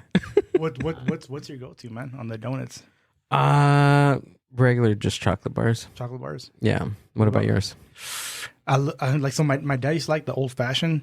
Like just like the ones that are like they look like like a cake or whatever, like cake donuts or whatever. I was gonna say something. It was an exploded butthole, but no, that's not that one. I'm thinking like a cruller or something. Yeah.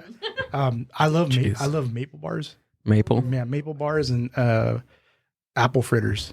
Like apple fritter is I think people sleep on the apple fritter. People sleep on the crumb donut from Vandekamps, dude. Since I was like a little wee GILL, I've always I don't know why I gravitated towards the crumb donuts. Yeah. And even crumb donuts at like regular donut spots do not taste like that. I think I was so like ingrained in or being brought up with that particular product and just the way it tasted. It changed my palate. You should try the Entenmann's. I think that's the closest you can get to Vandekamps is the Entenmann's, and they sell them at Rouse too. So Did you ever go to the original Taco Bell, the one right there in Downey, or what they say was the original? Yeah, so it was right there. It was called Raul's Tacos. I don't think I ever went. No, I did go to Raul's Tacos once, but it's funny because they opened up that the other Taco Bell right across the street from it. And then luckily they saved it. Like the Taco Bell now is in the parking lot. Oh, yeah, it's in the parking lot of the Taco Bell headquarters in Irvine. Yeah, and that's the original one. Yep, that's the original one. See right here, they literally extracted the entire building. Because now I think where it used to be is an Amazon parking lot for like the Amazon delivery. To Irvine. Guys. Yeah. I got to go, not when it was Taco Bell. Yeah, I think it was Taco Raul. Raul, yeah. Right here, look. This is when I went. Oh. And I was like, this looks interesting. You can almost see, like you can almost see like different places in SoCal that used to be a Taco Bell. Yeah. Like, They look like this. Yeah. And exactly. now, have you guys ever noticed that the ones that were Taco Bells like this are turned into like teriyaki chicken?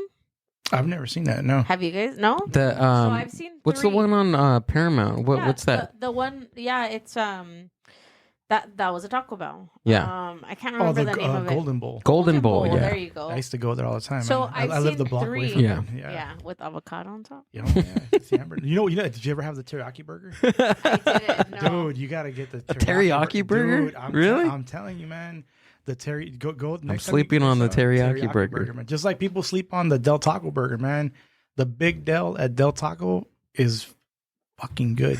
Wait, I'm gonna be impressed if you know this and you live. How many years did you live in Peru? 8 years. Did you ever go to and now it's called Amigos, but it used to be Cuatro Amigos back in the day for the nachos? Mm-mm. No. Those are my favorite nachos of all time, and it's literally just tortilla chips, carne asada, and nacho cheese over it, and it's like the best. Where was it at?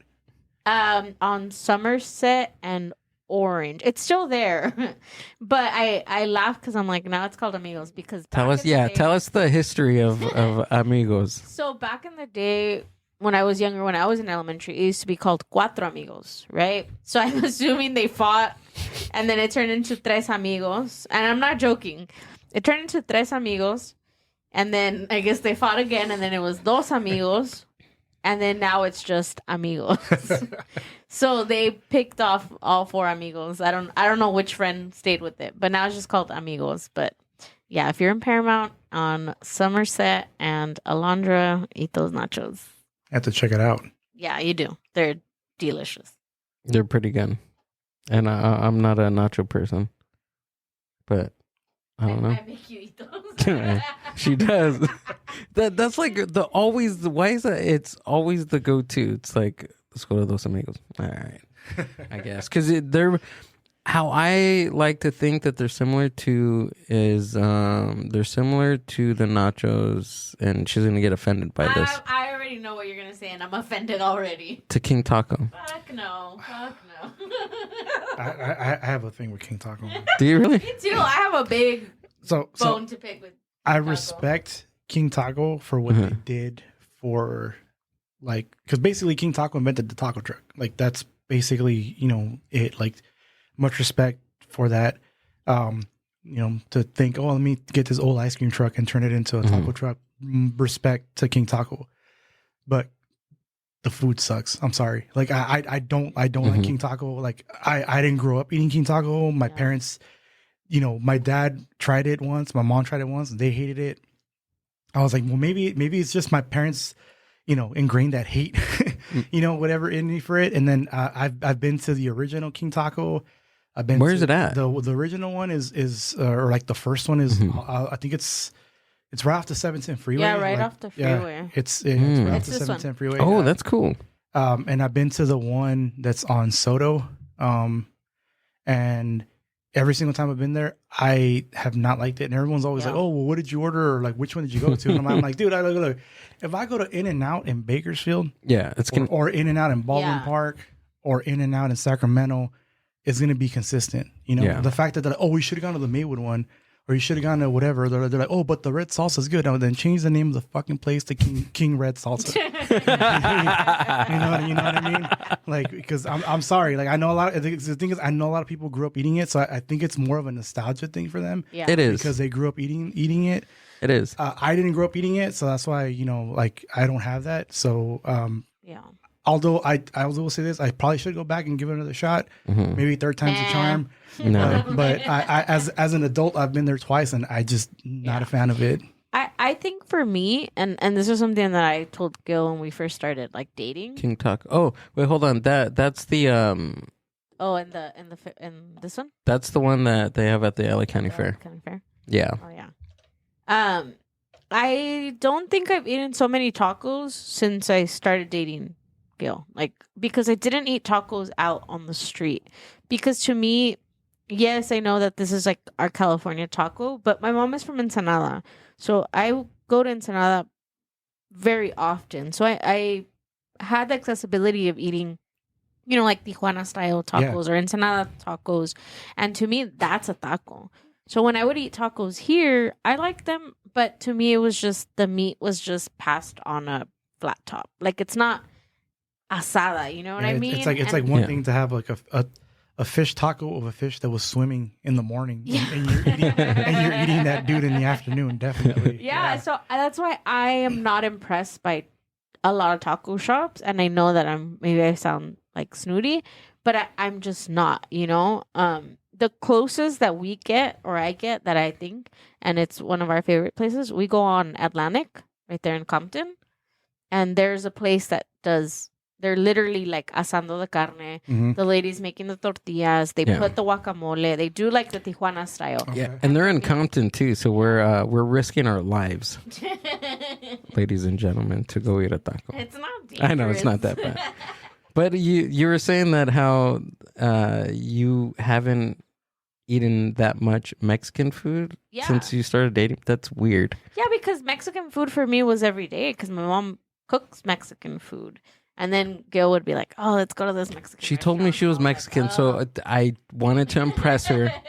So I took her to one of our first dates. We went out to a taco place that I used to follow on Instagram. And what was it called? Do you remember? They're called I don't want to burn them because they weren't that good when they were good when they cooked them on. Like a pop-up. Yeah, the pop-up. Okay. They were really good on the pop-up, but once they went brick and mortar. Once they went brick and mortar, totally different. Pobrecitos, but it just didn't. It was not the same. Yeah. You could tell they skimped out on like the quality of meat and things like that. And I think that's what maybe happened to King Taco. Maybe they were good at some point, right, when they first opened, and then opening so many chains. I mean, I think, like you said, you lose. You have the possibility of losing. Like authenticity of what your first. How does In-N-Out stay consistent after almost 2,000 years of service? I have like, how does that happen, dude? I mean, have God on their basically, we won't go there, but keep the menu simple. Yeah, a funny thing is like my cousins from Texas. When they got in and out over there, because for them, Whataburger is a thing. Whataburger, whatever. It's good. It's not. It's not. It's not In-N-Out. And I will say this: I don't think In-N-Out's the best burger ever, but it's good. It's solid. Yeah. But they said they're like, oh, the In-N-Out over there sucks, and then they came and ate In-N-Out here, and they're like, oh my god, it's so much better. And they're like, why is that? I'm like, it's probably because you're using Texas tomatoes and like Texas produce because they're using whatever produce is local. So here, we grow like tomatoes and whatever, here in California, it feeds everywhere. And I'm like, so they're probably using some different type of tomato that's, closer to them. Cause that was the whole thing with In-N-Out, right? Is that everything had to be within a 1-day drive from distribution center. Right. So if they're in Texas, there have to be a 1-day drive or something near there. So, they came out here and they're like, nah, dude, like the In-N-Out tastes way better here than it does over there. And they're like, it probably has to do with the tomatoes. So yeah. This was crazy. Yeah. Yeah. The tomatoes, the lettuce, maybe the pickles. I don't know. Yeah. The spread. I don't know, but we've been talking about food this whole time, and I remember you need to take me to eat after this. Let's go get some tacos. Unless we're gonna drive all the way to Compton. No, yes. we're gonna drive all the way to Paramount to get some nachos. There we go. Dos Amigos. What is it gonna be next year? Then I wrote a bit about that, didn't I? I think you did. I did. I wrote a solid bit that was really funny, and that what happened to that? I don't know. I'll think about it, but on the way. Javier, Yo, man. thanks for coming out, dude. Thank you for having me again, man. It is always a pleasure. We gotta do this again. Of course, once a quarter, once a month, or something. I gotta get my Californiography on. Let's but do it. go ahead and tell us what you got coming up. Yeah, no. So you can follow me on Instagram and YouTube and TikTok and all that stuff. Californiography, CalifornioGraphy. Gil's gonna link the stuff here. And then I got some videos coming up for my trip to Northern California. So I'm gonna be doing a couple of videos on the places that we hit up on our trip to Northern California, and because I'm closer to Southern California, probably some other stuff down here. But whenever I get to it, because that day job keeps me busy. So yeah, look out for those Northern California videos though coming up. Sweet. How can we find your podcast? It's good. It's on Apple Podcast and on Spotify. I should have the link in my bio and my link tree. If you go to my Instagram or my YouTube, it links to my link tree. Should right there. Yeah, right there to the right. Right there. Right Yep. There we go. Got it. There it is. Cool. Bam. Boom. Yeah, You're doing pretty good on TikTok too, huh? Yeah, I think TikTok is kind of weird though. It's got like a lot of followers, but not as much as Instagram. But like TikTok's been doing some weird thing with the algorithm lately with views. Yeah, but it's all good, man. Whether 10 people or whatever 100 people watch it, it's all good. I'm doing this because I love doing it. Yeah. As soon as it starts feeling like a job, I'm gonna stop doing it. We hope you don't. Yeah, don't. Cool. I'll keep doing it just because you guys are watching it. Oh, all right. There we go. I guess we can keep going with On Our Way, right? Because you keep watching it. The Mind Buzz Podcast. Thanks, Javier. Appreciate it, bud. Bye-bye, everyone. I love you. Adios. Bye. Wait, did you say that in Spanish? That was me. No, that was Javier. I was like, dang. I'm getting good. You're getting good. He's going to be my voiceover actor for dope. Spanish. Adios. Peace out, guys. See you on the next one. Thanks for listening to the Mind Buzz podcast. Subscribe to the Mind Buzz YouTube channel and watch full podcast episodes. Keep up with the hosts, guests, and upcoming events by following the Mind Buzz on Instagram @the Mind Buzz. See you on the next one.